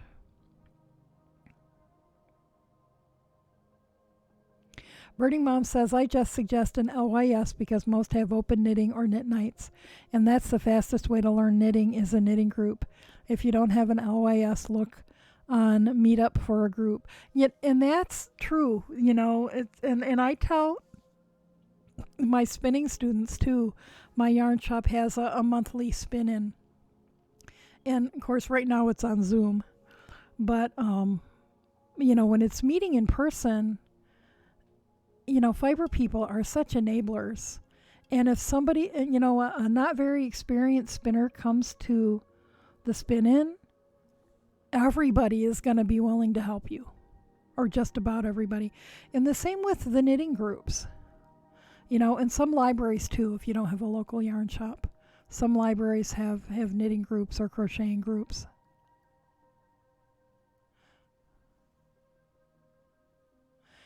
Bob and Maid said, I'm an acrylic snob.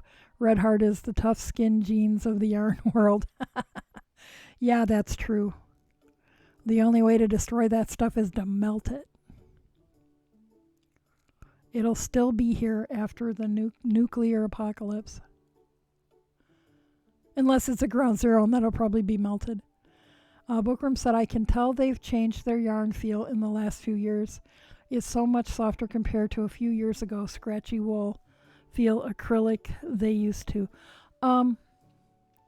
Now, I have found that the Red Heart at Walmart tends to be more stiff and scratchy than the Red Heart at Joann's.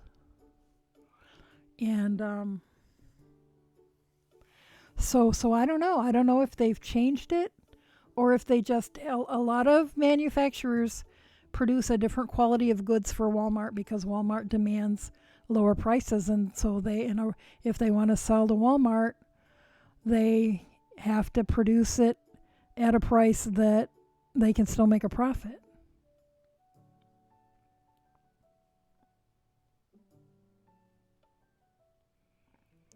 Mama Maid said, yeah, yes, Red Heart used to feel like an army wool blanket.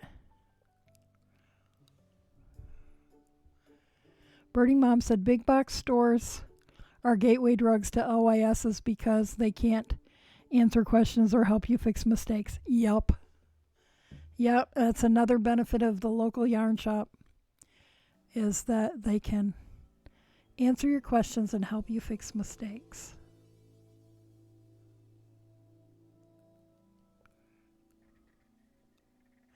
Mama Maid said, I've helped people in big box stores with crafts I know things about. And 9 times out of 10, I get I have asked at X different stores, and that's the best info I've gotten all day response. Hey, Shy Wiggle, how you doing?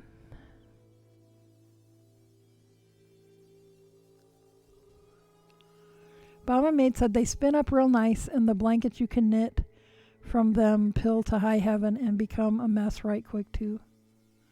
Was that the acrylic rovings?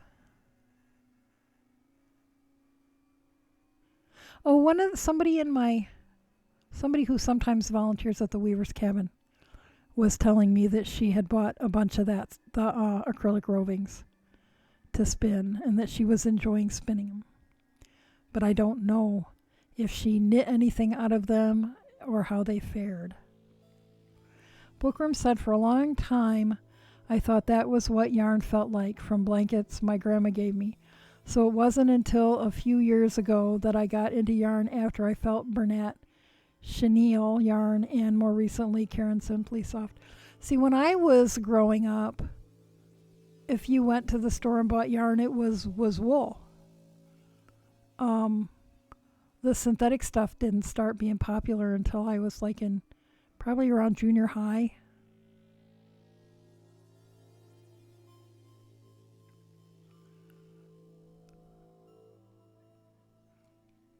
So yarn was, if you went to the local whatever store, yarn was either wool or cotton.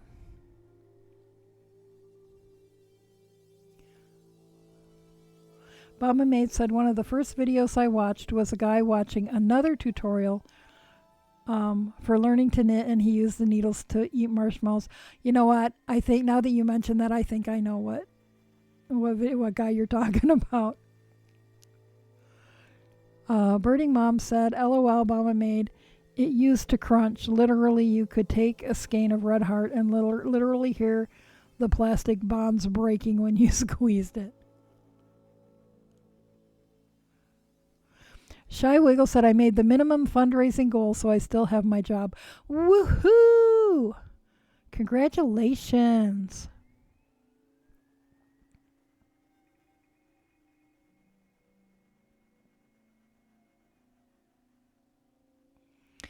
Bookworm said, I want to next time get Walmart's Mainstay Cotton and Lion brand Kobu yarn. So soft and decent price even for small amount.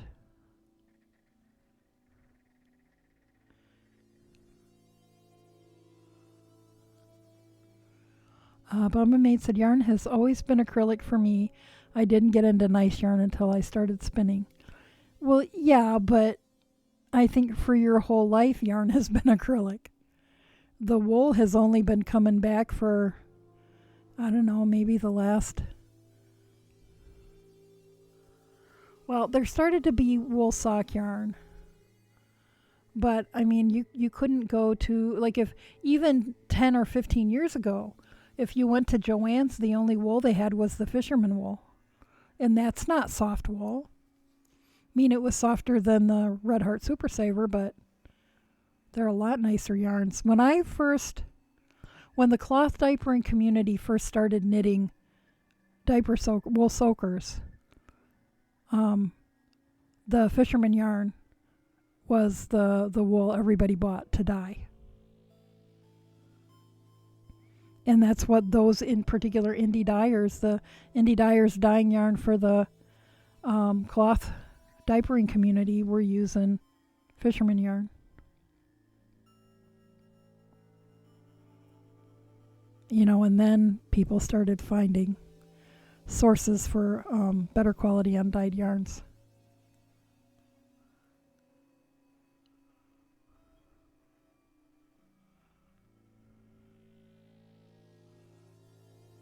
Bama Maid said, nice yarn for me used to be anything acrylic, not Red Heart.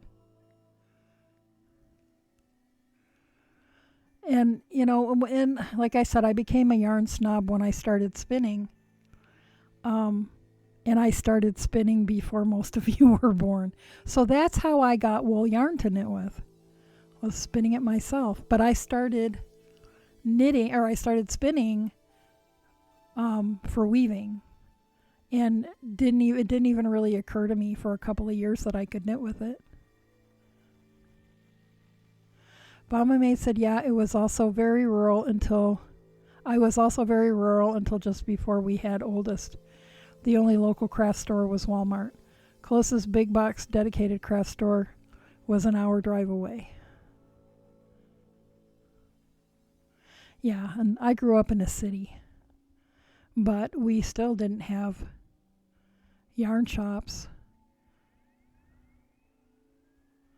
You know, you went to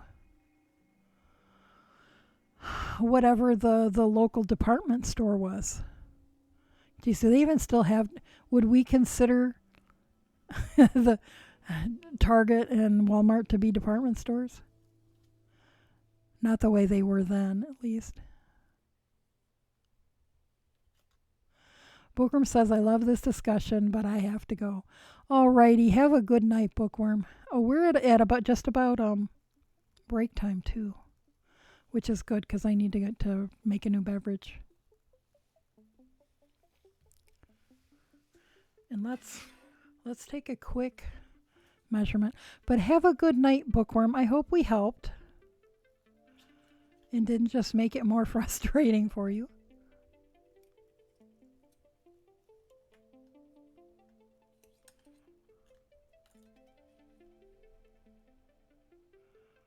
We're at about 6.5.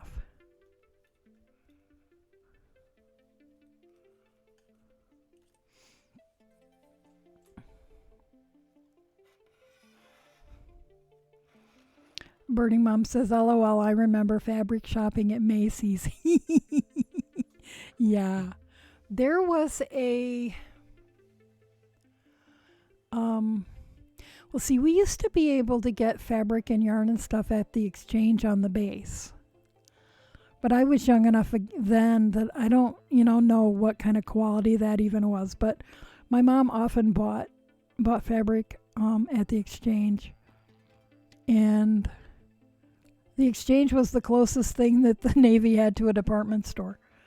But in Norfolk, there was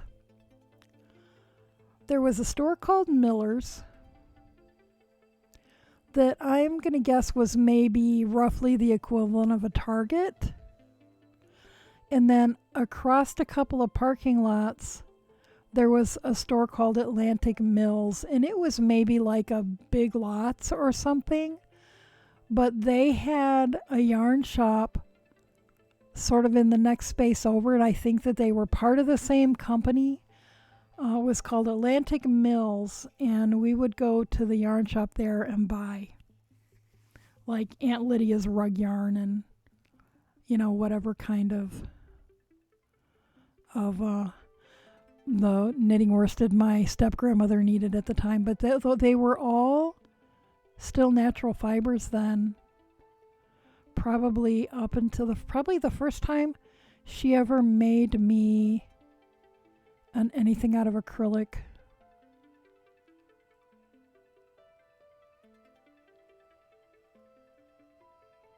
I was probably in like the 7th grade the first time she ever knit me a sweater out of acrylic. And I remember it was just such a novelty because you could throw it in the washer and dryer. Mama Maid said, I need to head out too, getting up at a normal time to start oldest on school because I've been slacking this week. Alrighty. Well, good night, you guys. Thanks for being here, and have a good night and sleep well and everything. And I'm going to take a break, and it shouldn't be more than about, I don't know. I always say about 10 minutes. Am I usually about 10 minutes, or do I take longer than that? Because I never can remember what time I left to be able to check when I get back and compare. Bookworm said, I was sad to hear about Sears. It's such an old company. The Sears catalog was out in Laura Ingalls Wilder's day. Yeah, we shopped at Sears the whole time I was growing up. My very first credit card was a Sears credit card when I graduated from my undergrad.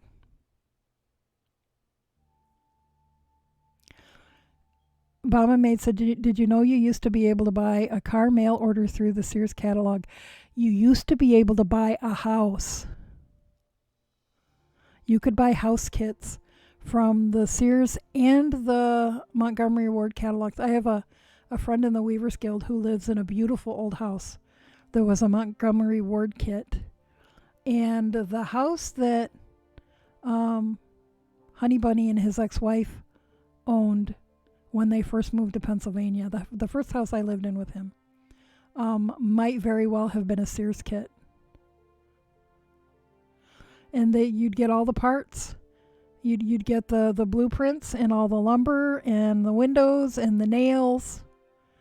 And then that'd get delivered to your lot, and then it was your problem how to get it built. Mama Maid said they sent it in a crate and you had to build it, but it was a car. Yep, same with the house. Bookworm says, wow. Mama Maid said one of my favorite quilt shops is in a Sears and Roebuck house. Yep.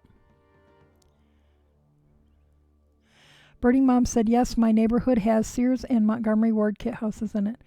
Yeah, and ours was, or Honey Bunny's, was just a what they call a Georgian Foursquare.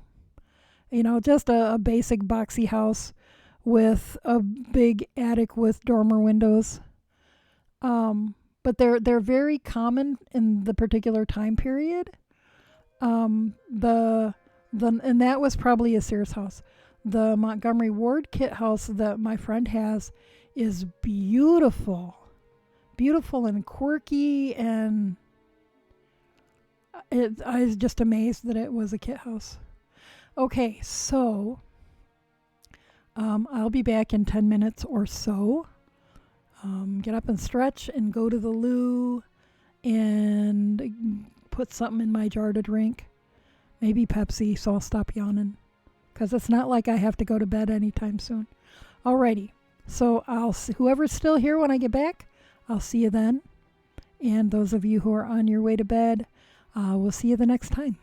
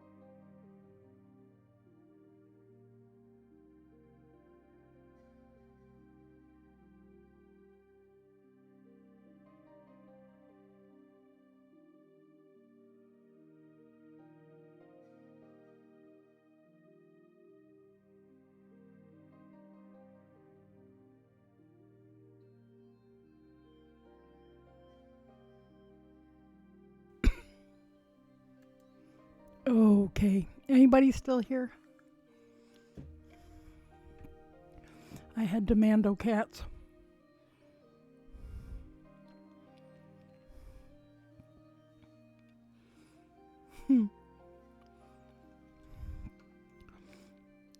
Hello, Her Heart Crafts. And Spanky. Yeah, I got started late tonight, so my break time was at an odd time. Birding Mom is still here.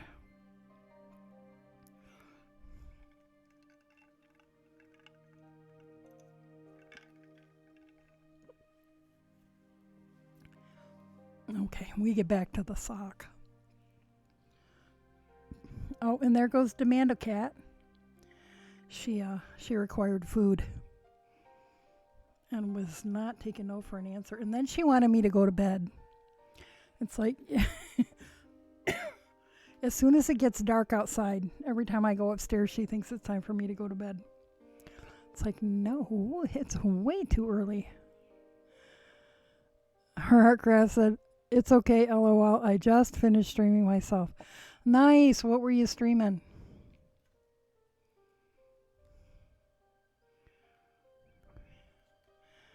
Did you have an awesome stream? Oh, my hands are a little wet from putting ice cubes in my drink. And so now the yarn and the needles feel all weird.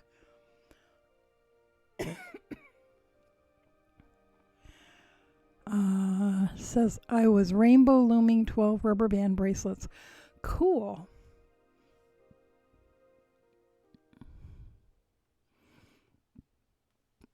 I don't know anybody in real life who does that.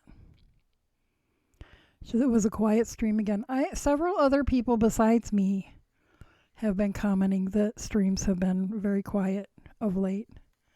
Now, mine's been busier tonight, been more people tonight.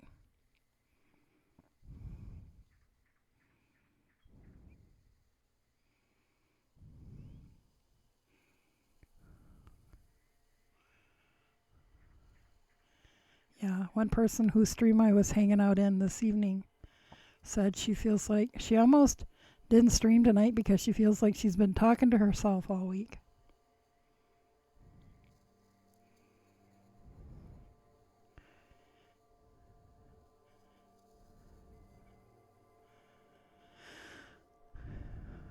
Oh, and I was very happy this afternoon to catch Polly Studios. What the heck is her stream? Play in the Mud? Place in the Mud? I forget. One or the other of those. She was doing a raku firing today. And I just always have been so amazed at raku that you can take that pot out of that 2,000 degree kiln, stick it in a bucket of, well, we always used sawdust or dried leaves because, they were free. And then but she had her little buckets lined with or her pots, whatever, her metal containers lined with newspapers. And so you take this 2,000 degree pot, you put it in there for just a couple of minutes, and then you pour water in. Why doesn't it explode? And then in just a few minutes, you can reach in with your hand and take it out. Raku's amazing. And it was really fun to see her do it. I haven't had the opportunity to watch anybody do a raku firing in a long time. Her Heartcraft said, here is a picture of the bracelets I made in the stream. It took me 3 hours. Oh, wow. Look at those. So it's like chainmail if chainmail was bendy. That's very cool. Now, how long do those last? Ooh, I just made it bigger and it's ginormous now. Wow. Those are nice. Like, how long do those last? Like before they wear out?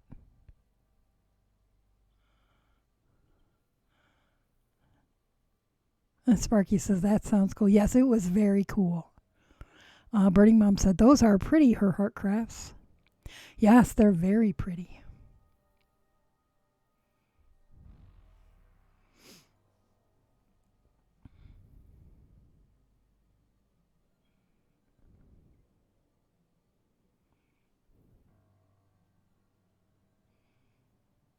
Okay, let's see. What the heck round am I on now? So I am on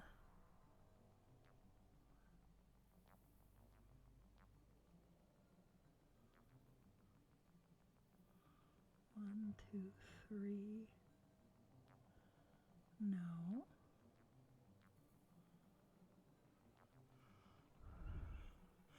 Okay, so it looks like I'm on 1 pearl. 1, 2, 3. Pearl. Yep, that looks right. 1, 2, 3. Pearl. And her Heartcraft says, thank you, Birding Mom.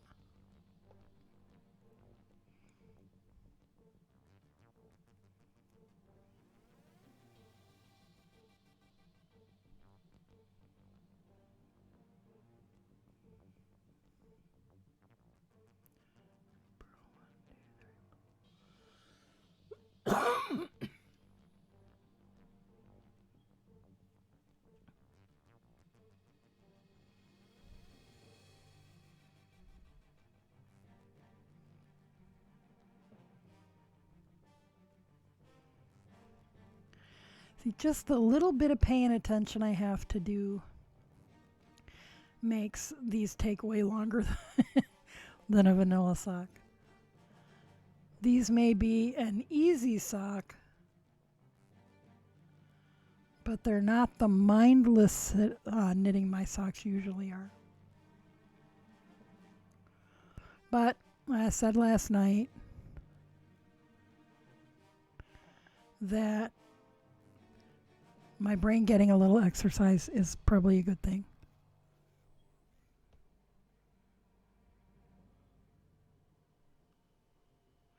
Oh, there it is. Okay. Yep, Streamlabs bumped the chat up too fast. She said, LOL, kinda. It's crocheting with rubber bands, and I have bracelets from 7 years ago and still perfectly intact. Huh. So that's way better quality rubber or latex or whatever than like orthodontic elastics. Because it seems like those, when you use them for things other than your braces, we used to use them to make little fake hair wraps and just, use the little orthodontic elastic to wrap it around a little bit of hair underneath. And,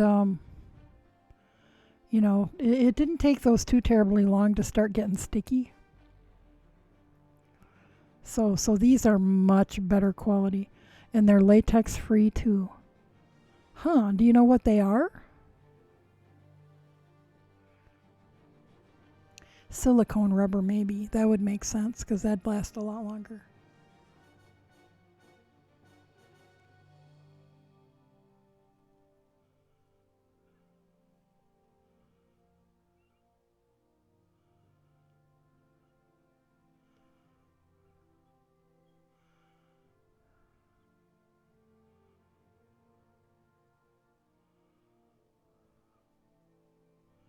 Whoops, come back here.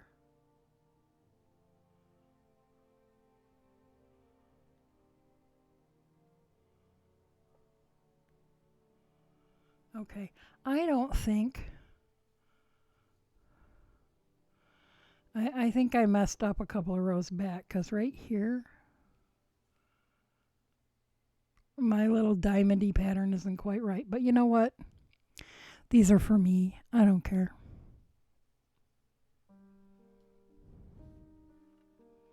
I don't feel like tinking back like 6 rows.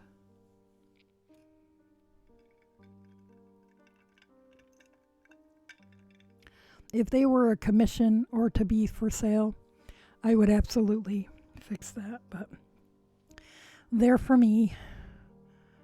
I don't think anybody's going to look that close. And if they do, too bad. They're just for me.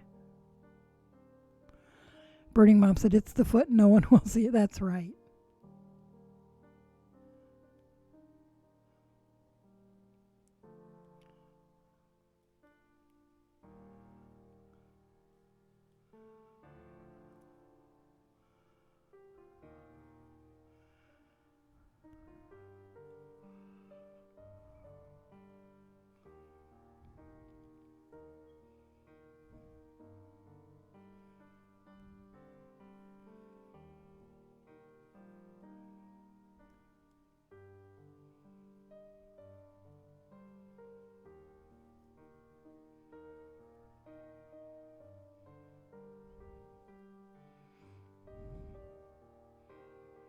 Her Heartcraft said, they don't say, but I'm guessing silicone.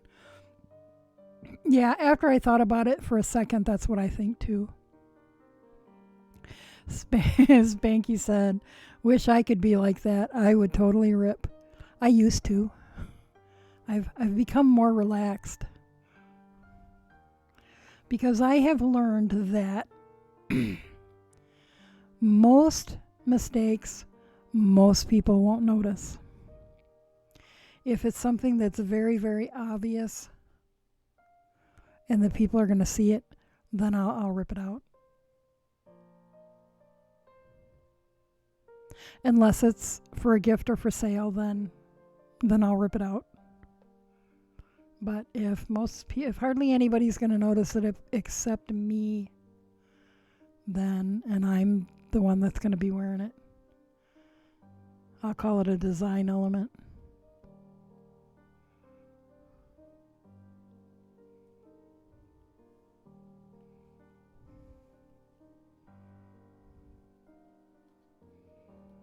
Birdie Mom says perfectionism is overrated. Yep, and I'm anal about some things. But Birdie Mom says I'm getting cranky in my old age. Me too. And particularly cranky the last couple of days. Okay, so you have to knit around.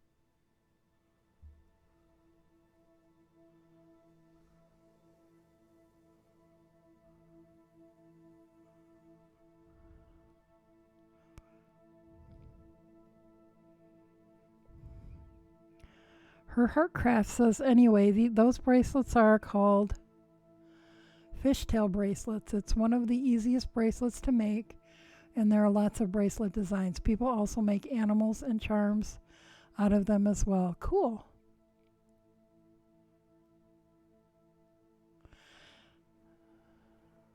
Spanky says, I'm knitting last year's Stephen West mystery shawl. I stopped knitting when my needle broke. I hate when I break needles. It says I'm trying to finish since the new Make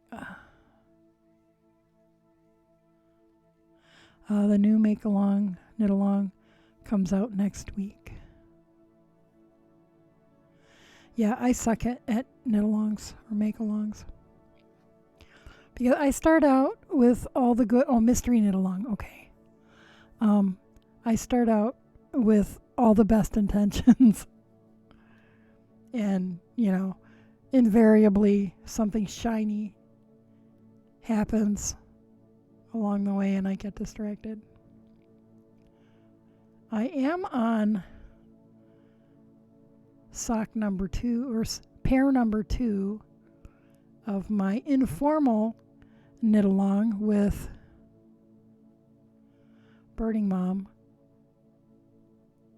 on the festive box of socks, and still undecided whether I'm going to participate in the official. Thank you, AutoCarrot. Birding Mom says, I'm bad at kale too. Well, yes, kale, but knit-alongs. That's okay. We'll just do unofficial knit-alongs. It's like, oh, that looks like fun. I'll pretend I'm participating. As Banky says, LOL. I always, the first thing I do when I get a new phone is figure out how to turn off autocorrect and predictive text, because they drive me crazy. But I get so much amusement from other people's, maybe I should leave it on the next phone to amuse my friends. Birding Mom says the official one starts tomorrow, but it's very lax.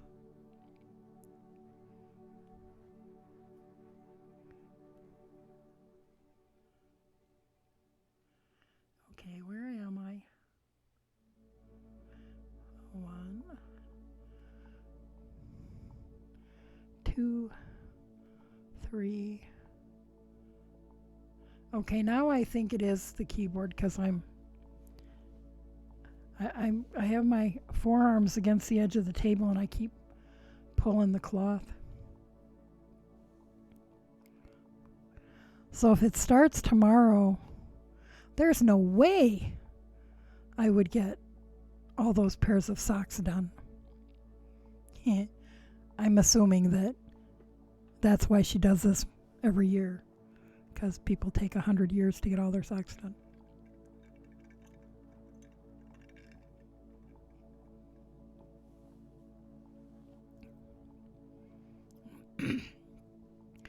I think the last time I officially participated in a knit-along was the Free the House Elves sock along. Whoops. 1, 2, 3. This one's supposed to be a pearl.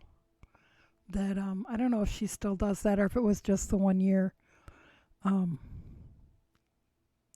Birding Mom says, no, it's just a pair of festive socks for the knit-along. Okay. I shall require another pair, another skein of festive yarn. I need to dye some. I have yarn. I need to dye some. I think it's supposed to rain again.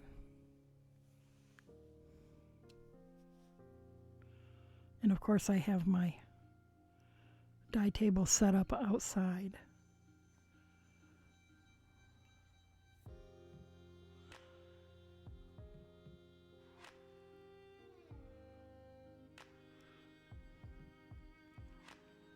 Okay, well, if I get my rear out of bed early enough. Okay, when I just opened this, it said it was supposed to rain around 2 tomorrow, and now it says partly sunny. But it says rain every day for the next 7 days except Saturday.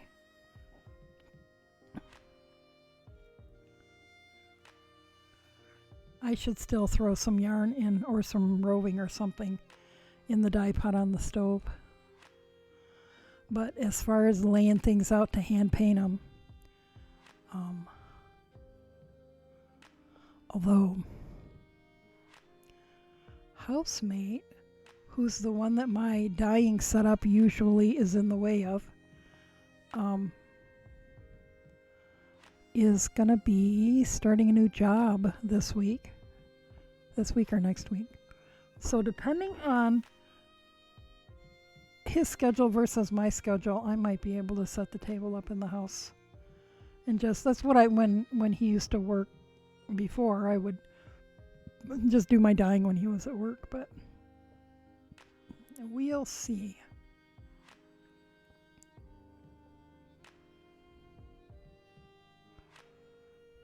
Because it figures, I put the dye table up outside and then it rains.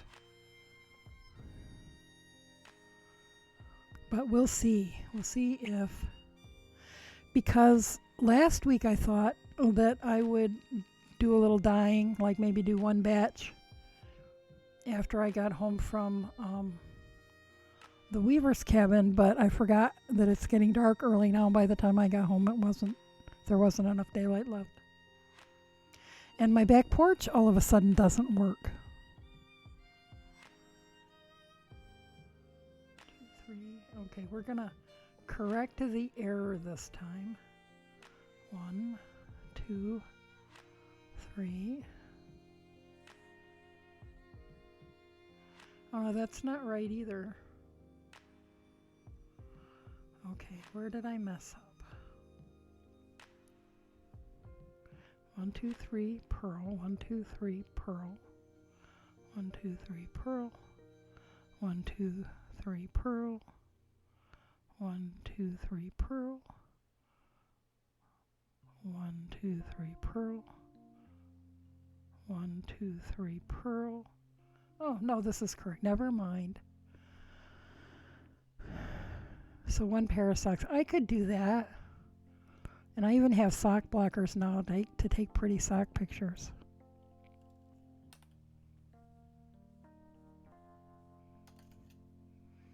Maybe.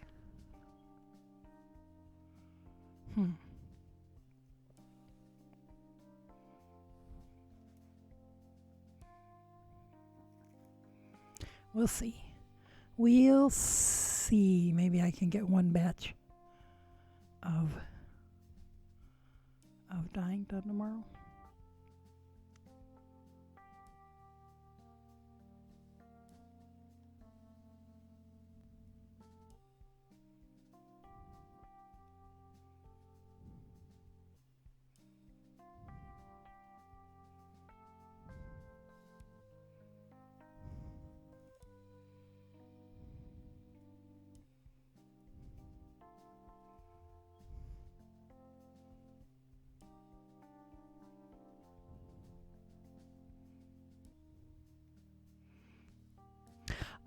Sparky, no, because logistically I can't.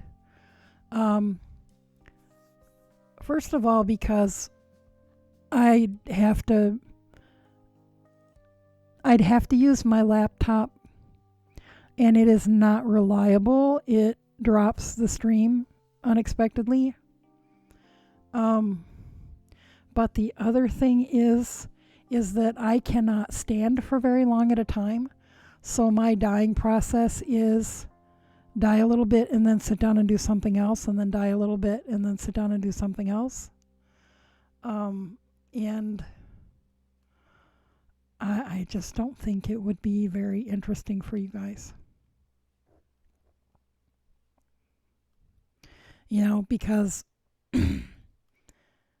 for one thing, I'd have to, move equipment around every time that I had to go sit down so that I could keep talking to you and doing something else.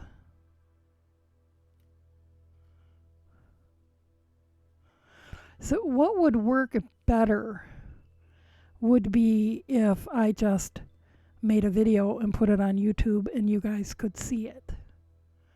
But it's not glamorous at all.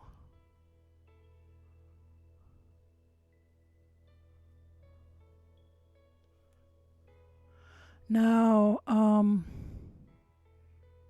Bauman Maid has streamed dyeing a couple of times, and they were both very short. And the other thing is, if I do my dyeing outside, I have to do it in the daylight. And I don't typically stream during the day, Um, and like I said, when Baum and May did dying on stream, they were very short streams. I don't know. Birding Mom, are you thinking about streaming your dying when you start streaming and dying? There are a couple of people who do. Now, at the very beginning of quarantine, um, Boss Kitty did a whole week of dying on stream. I don't know if those streams are, if those VODs are still available. I'm going to guess not unless she uploads them somewhere because I don't think she's a partner. Um, there's someone called Ship Yarn who dies on stream, but I don't think she's consistent. I don't see her. Like back some months ago, I used to see her a lot, and now she's very infrequent. And there was another person whose name I can't remember who would stream dying sometimes. But the camera was like way across the room and you couldn't really see what she basically were watching. You were watching her back while she fussed around with tongs and the dye pans. You couldn't really see what she was doing. If I can figure out a way sometime for you guys to be able to see me dying.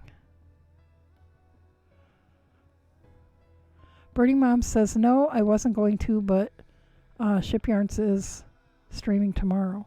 Okay. Maybe that's why I'm not seeing her. Maybe she's streaming when I'm not around to see.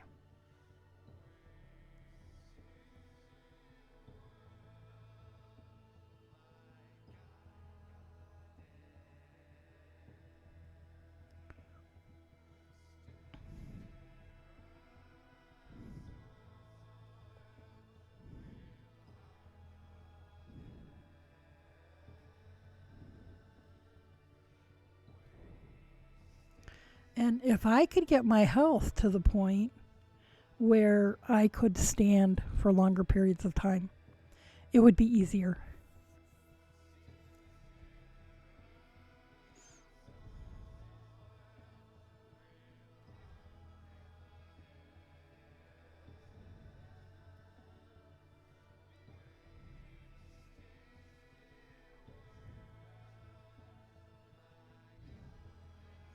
But basically, it's like for a lot of us when we're dying, yarn or roving or whatever, there's a short period of time applying the dyes, and then the yarn is in a steamer or the oven or the microwave or whatever.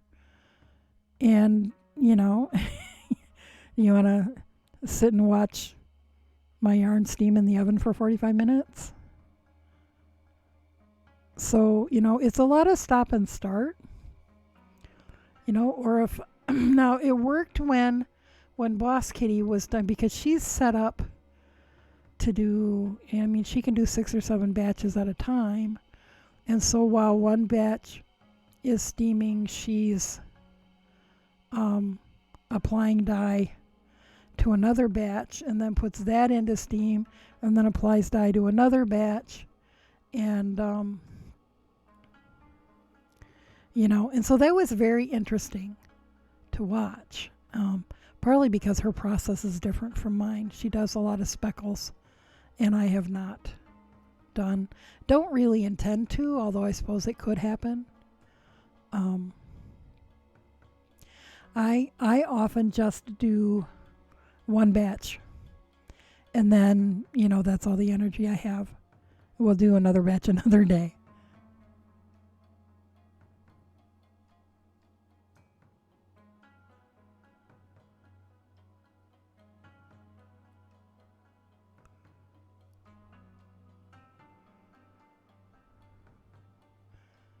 But, I do think about it.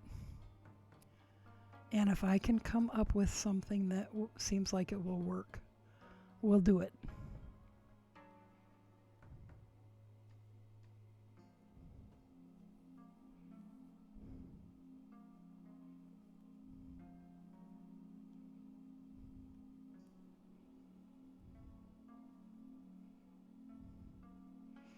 But I think that that's why there aren't very many people who do dyeing on stream. It's just, like I said, it's a lot of stop and start, and it's logistically a little more difficult, especially if what you usually do is knit or spin, where you have your place that you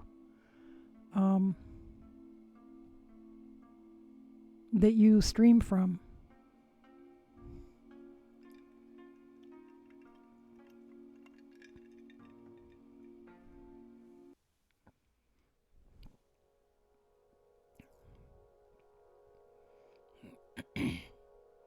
But yeah, check out Ship Yarns. Her process is really different from mine. She uses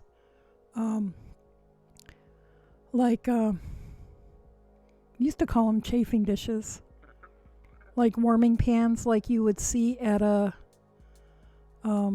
a buffet line sort of a thing.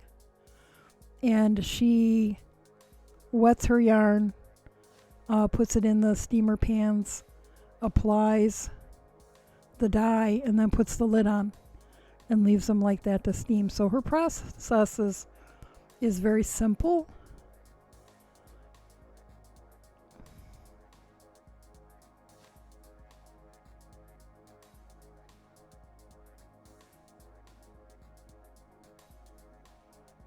And I think she has dedicated space where she can just leave that all set up all the time, and that would be awesome.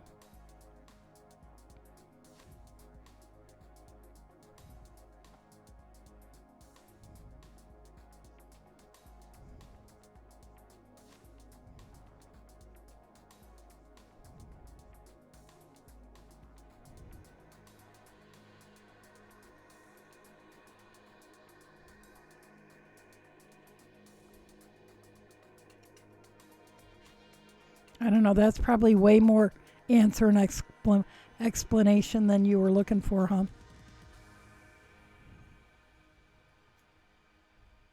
And I guess that's because it's something that I would like to do. And a number of people have asked, and I just kind of feel bad that I'm not sure how I can make it work.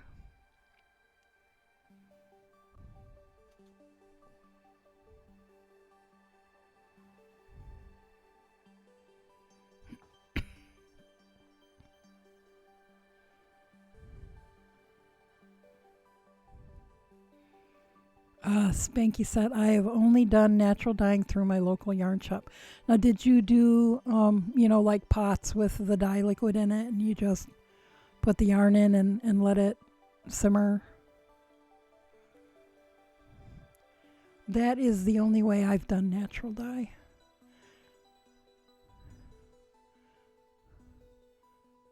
Different classes, okay. When I was in college, natural dye was the thing. We did a lot. I learned how to use chemical dyes, but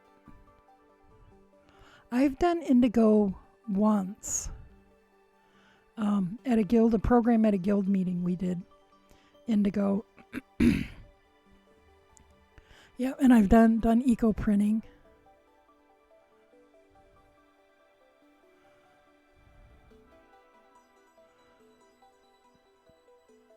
Eco printing is kind of a new thing,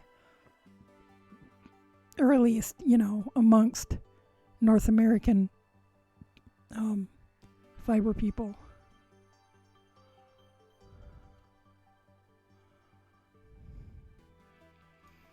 I haven't experimented with it enough to determine like what plants will, that the color will be fast, because I don't want to make things for sale and then have the color fade very quickly. So I would need to do a lot more experimenting.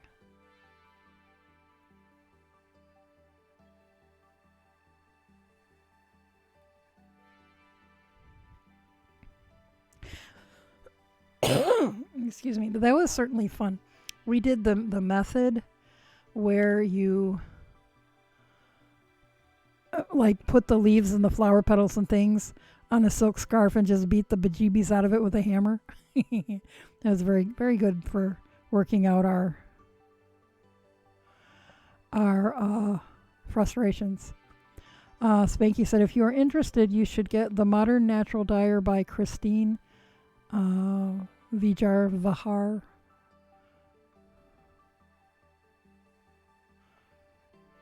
I will put that on my wish list at Amazon.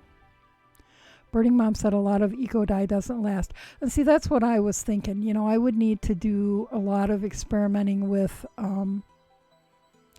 different plants and different methods of, because see, we were told to just take the scarf home and iron it. But, you know, I'm curious about steaming it and that sort of thing too. Spanky said her shop is where I take classes. Cool. Birding Mom says flower pounding. Yep. Beat the bejeebies out of those plants. Spanky said she is also coming out with a new book. Cool. Her Heartcraft said, I am going to head to bed. It's 2:30 a.m. here. Yeah, it's 2:30 a.m. here too. Not late for me yet though. But thanks for coming in, Her Heartcrafts. It was nice to see you. And sleep well. Get good rest. Hopefully we'll see you again soon.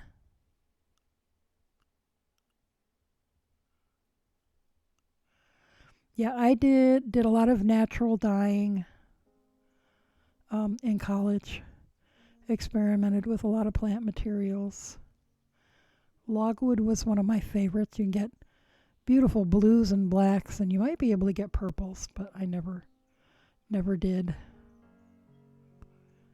But the mordants, some of the mordants that you use with natural dyes are heavy metals and kind of dangerous. And of course, you know, all of my favorite ones were the most dangerous ones. Spanky says, I love logwood. I would like to do more indigo dyeing. But when I look, I have looked online, most of the indigo that I can find is synthetic indigo. It's like, what's up with that? I want real indigo. Her Heartcraft says, tomorrow I'll be carving pumpkins and making a chocolate haunted house with my dad and brother. Ooh, sounds nice. Spanky said her shop carries the real stuff. Do you have a link?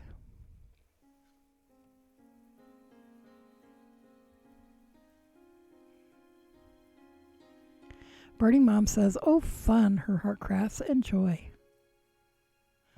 Yep, good night. Hopefully we'll see you soon.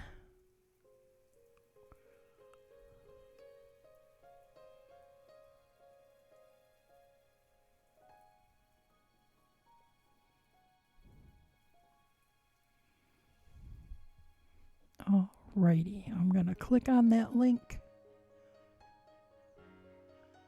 Oh, a verb for keeping warm. I have heard of that.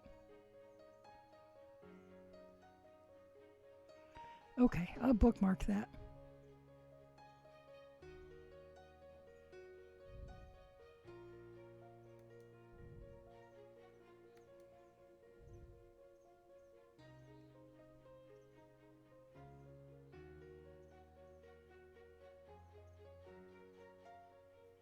So Oakland, if I ever get out that way, I don't have really any reason to get out that way.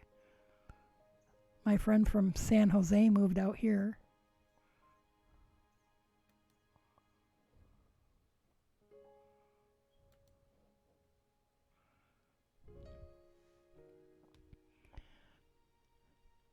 As Spanky says, I love them. Birding Mom said, oh, you're in the Bay Area. I lived there for years. Great shop.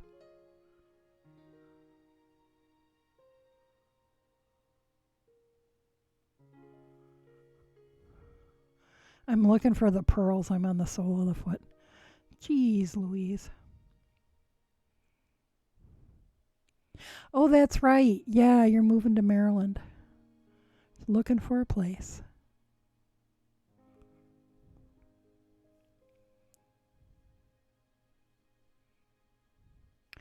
So, I can't remember if I've asked you this before or not. Is there a particular reason you're moving to Maryland?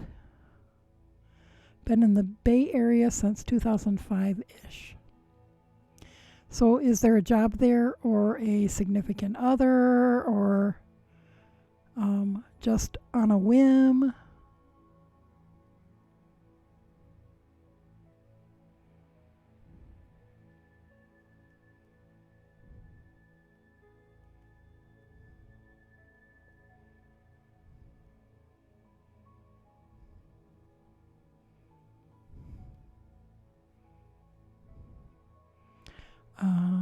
Spanky says, before that, I lived in Orange County in Southern California.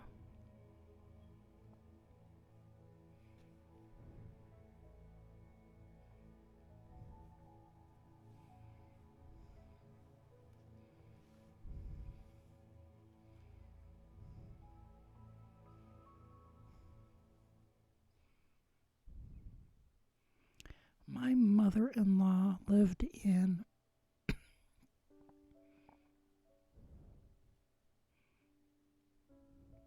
San Diego for a long time. I don't know what county that's in, though. Spanky says, I have been wanting to try living on the East Coast for a while.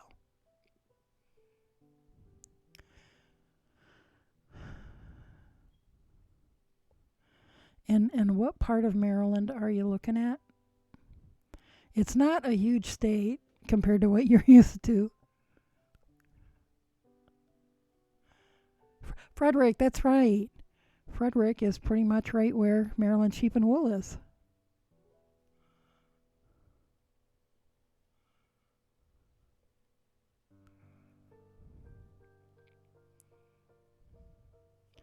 So I've been to Frederick a bunch of times. Yes, I wanted to go this year too. I have not been in a couple of years. Well, 3 years counting this year. And I was very sad. The person that I usually go with, the first year I didn't go was because her mom was terminally ill. And we usually ride together and get our room together and stuff. And so, she didn't want to go. And I felt, and, obviously she didn't know, she didn't want to be out of the state, and have her mom die while she was gone and not be there and everything. And so I felt kind of awkward going without her. And then the next year, her mom died. And, so she couldn't go. And then this year, I was going to go with my team because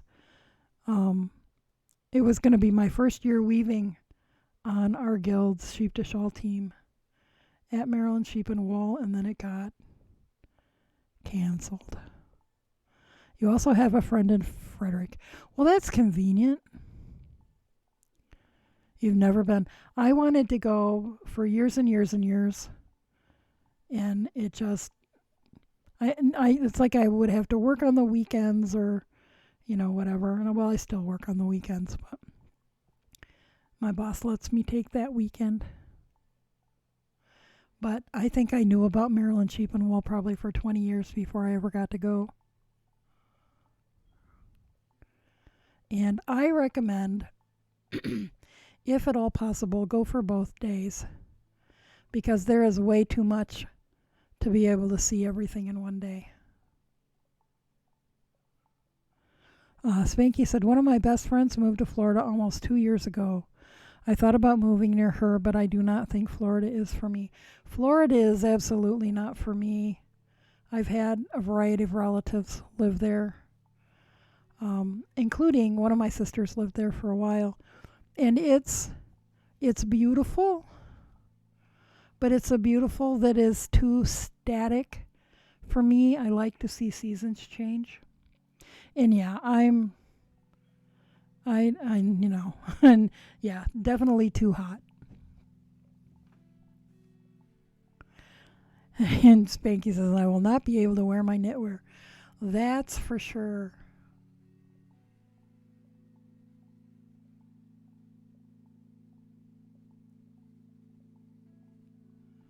That's for sure. I need to live somewhere where I can wear hand knit socks.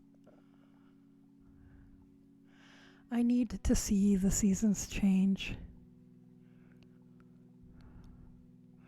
And Spanky says, and usually no knitting outside.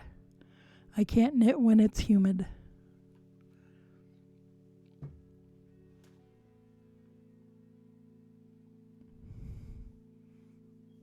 Yeah, I spin outside all summer long.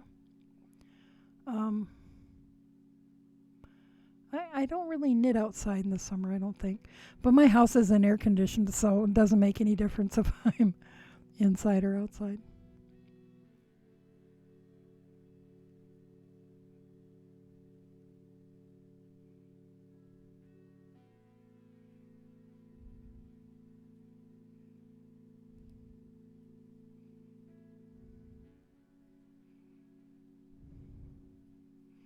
But yeah, humidity is not my friend.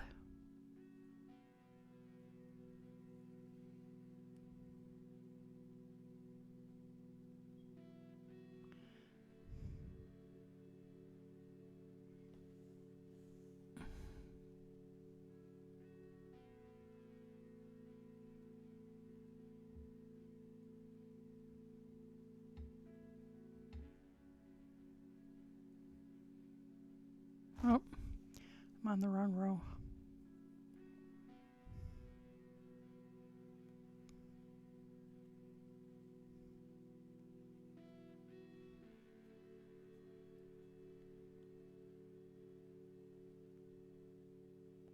So when you're in Frederick, you'll be about 4 hours from where I am.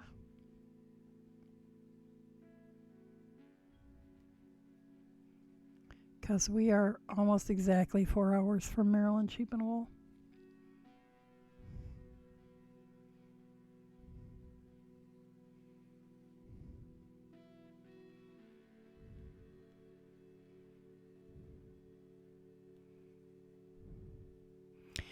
Spanky says, I have been to the Knot House in Frederick. I have not.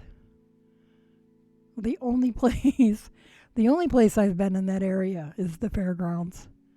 And then the first couple of years we stayed at a campground that's probably 10 minutes from the fairgrounds.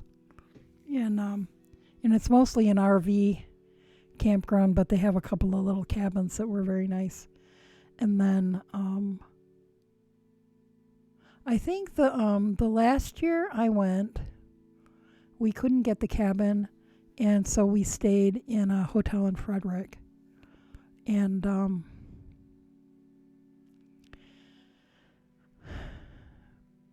and had a couple of other friends that stayed there, shared a room with us. And that was really nice. It was nice to, get up and go to continental breakfast instead of, eating our instant oatmeal or whatever we had taken to the campground. She says the lady who helped me was so nice. I think she was the owner. Cool.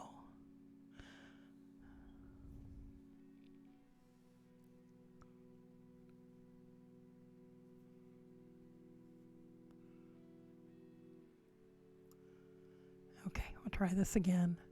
Oh, I didn't hit the...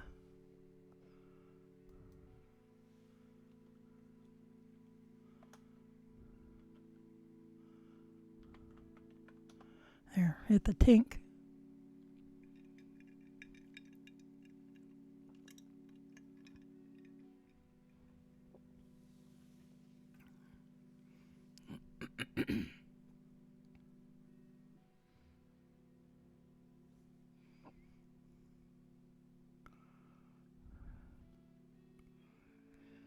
Spanky said, I'm trying to fly out there next week. I'm looking for flights. Are you going to be flying into Baltimore? I'm guessing that's probably the closest big airport.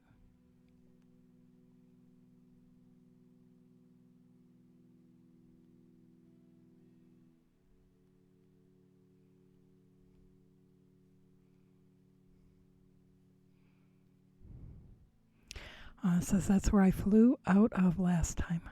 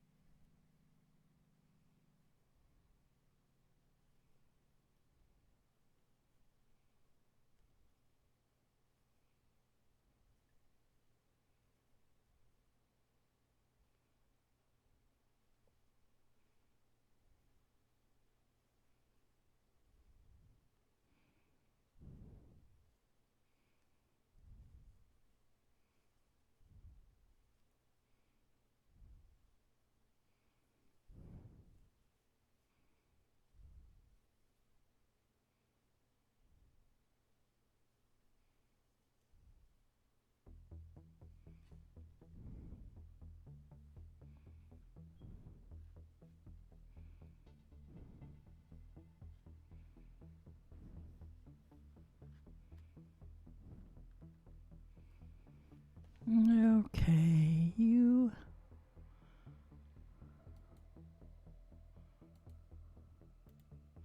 Whoops.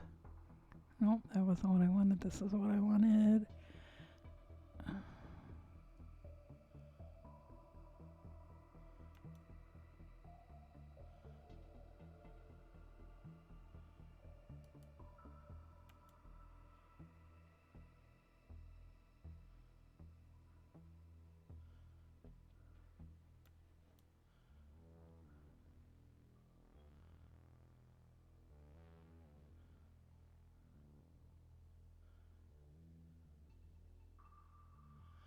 Birding Mom says, oh, wait, I missed one because I was trying to ban that person.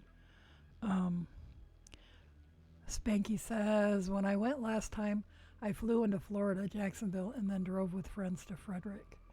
Birding Mom suggests look at Baltimore or the DC airports. They are all connected by rail or some are cheaper than others. That's a good idea because I forget how close. I mean, Baltimore and Washington, D.C., you could almost throw a rock from one and hit the other. Sparky says, Ugbot. Yeah, we've been getting a lot of those the last several days. That's okay, Birding Mom.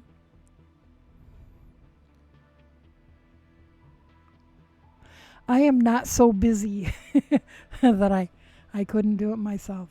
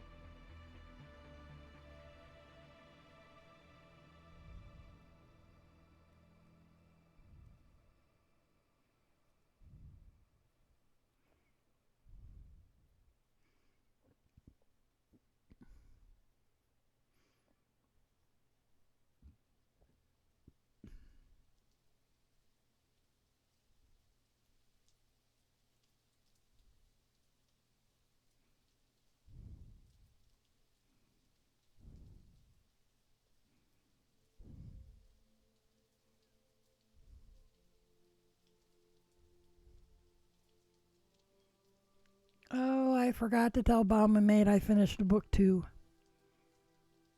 I think I have book 3 in my library. I need to start that one.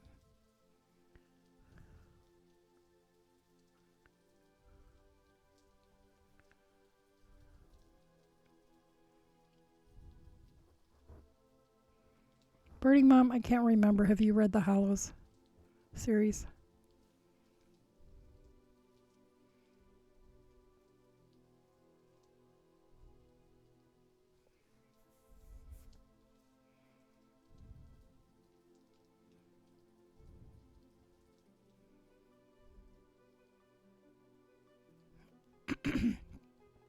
or anybody else who's here. If you've read the Dorkalicious Fiber Arts is doing a read along in her Discord of the Hollow series. And for many of them, it's a reread. For me, it's the first time, and life has been busy enough recently that I'm not getting in as much reading as I often would, so I'm lagging way behind. And so I read the prequel, and then I just finished book 2.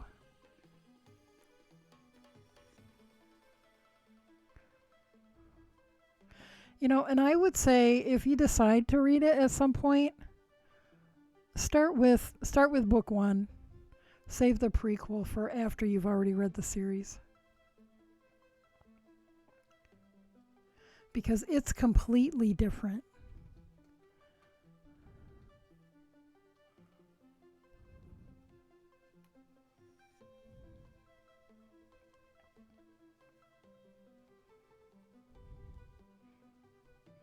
You know, and it's like once I started book 1, you know, I spent the first half of the book going, wait, what? But what about?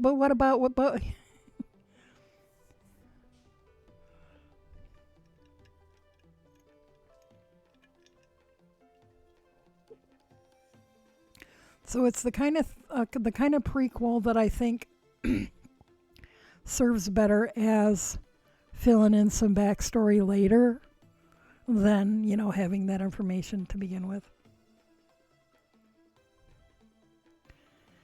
Still doing cat mysteries.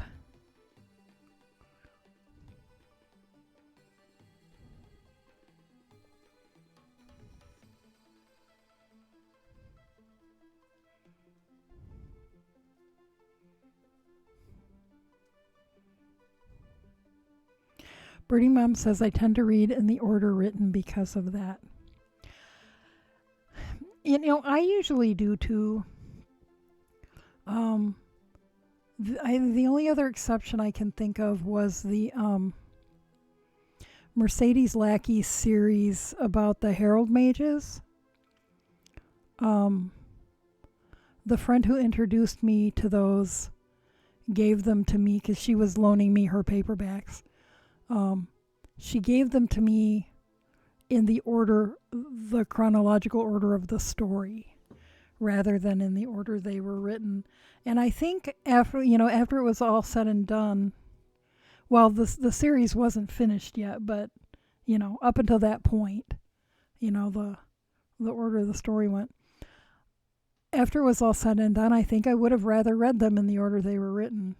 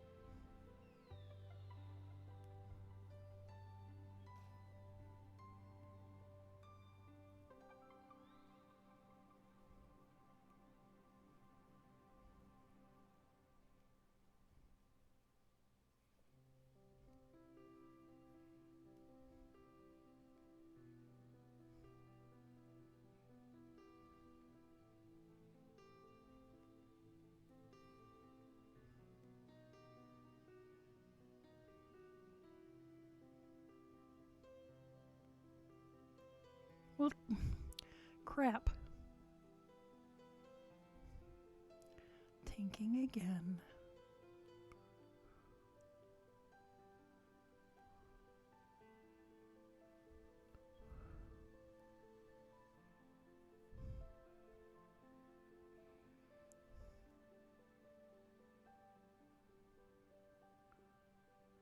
Off by one.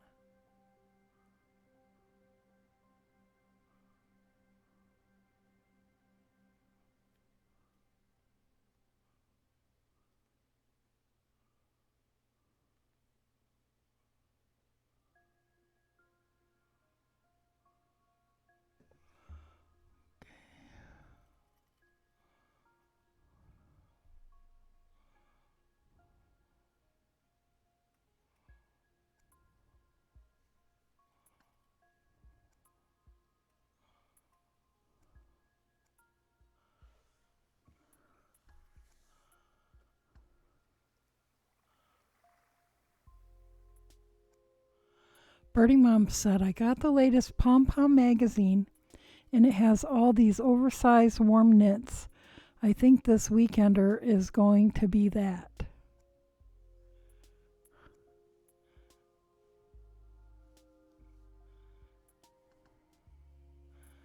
It's going to be an oversized warm knit.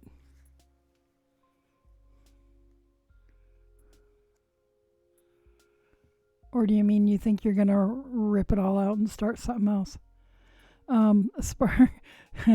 Because I haven't been known to do that. Sparky says, be right back.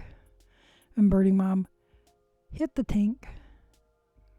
59.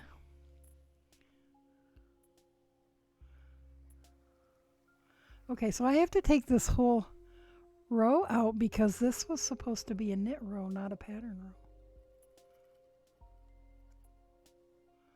You know, this is almost as bad as knitting black yarn for being able to read where I am on it.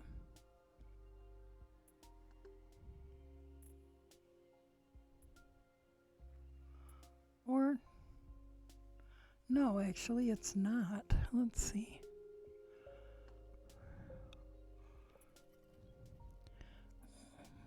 Purl, 1, 2, 3, purl. 1, 2, 3, purl. 1, 2, 3, purl. Okay. So here we are. Birdie Mom said, yes, because I can put it on without worrying about stitches dropping.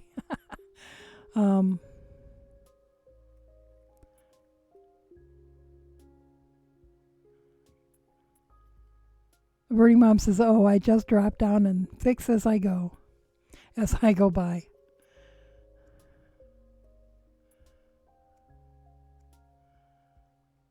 Okay, so 1, 2, 3, purl.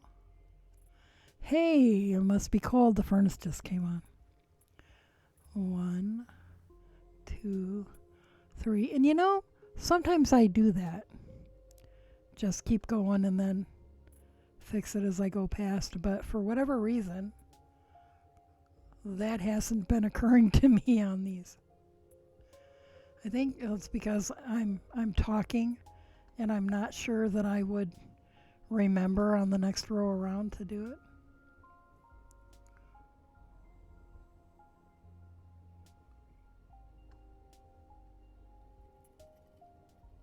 Okay, now why is that? This should be the... Oh, crap. Okay, we're just going to do that.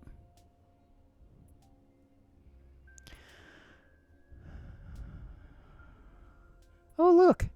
It's almost time. I keep looking at the stream timer and forgetting that I started late tonight. And then I look at the clock and I'm surprised.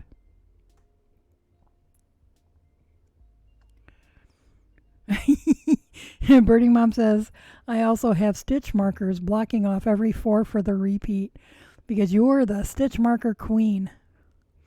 And that sounds like an excellent idea.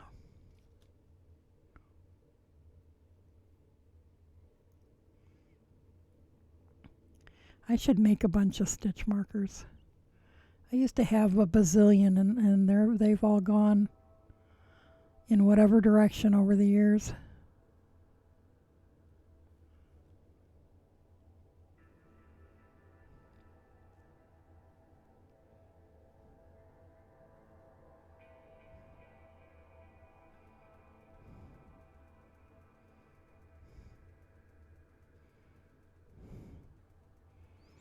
She says, because I'm anal that way.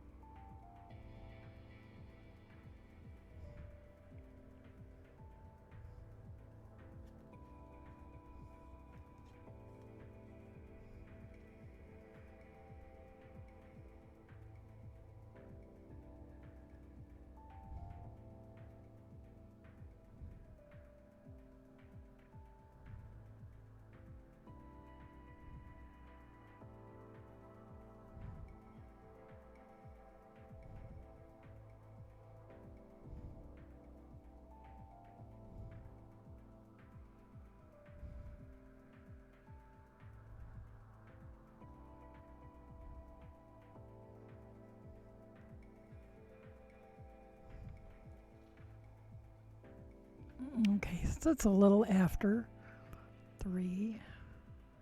So I'm going to get to the end of this row, and then I think we're going to take off.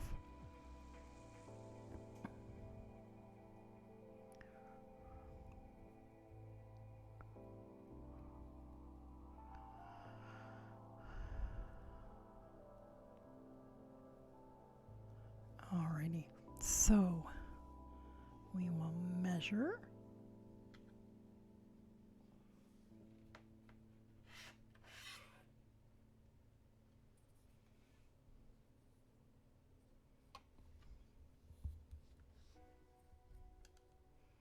Getting there.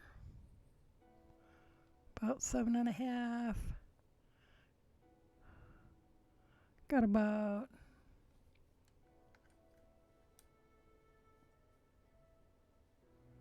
a 1/2 inch to go before I decrease my toes. And I was looking at how the pattern does the toes, and I think I'm going to do the toes my own way, because I didn't really understand why. But also the pattern didn't show a picture of the toe, and I know I like the toes the way I do them, so I'm going to just do them that way. So much for trying to be true to the pattern the first time through. So anyway, it's time to go. And so I want to thank everybody who's still here for hanging out tonight and chatting or lurking or, whatever. God, I am so tired. Pardon me for being. Oh, so Maggie said I'm back in time to say goodbye. Well, I'm glad you got back in time to say goodbye, because it's a drag to come back from being BRB'd and the stream is ended and you didn't get to say goodbye. At least for me, I need closure. So I'll be back tomorrow night from about 11. She says, night and thanks for the stream. Go to bed. Yeah, I need to eat something and wind down for a few minutes. And then I go to bed because I'm tired and I have to set the alarm tomorrow.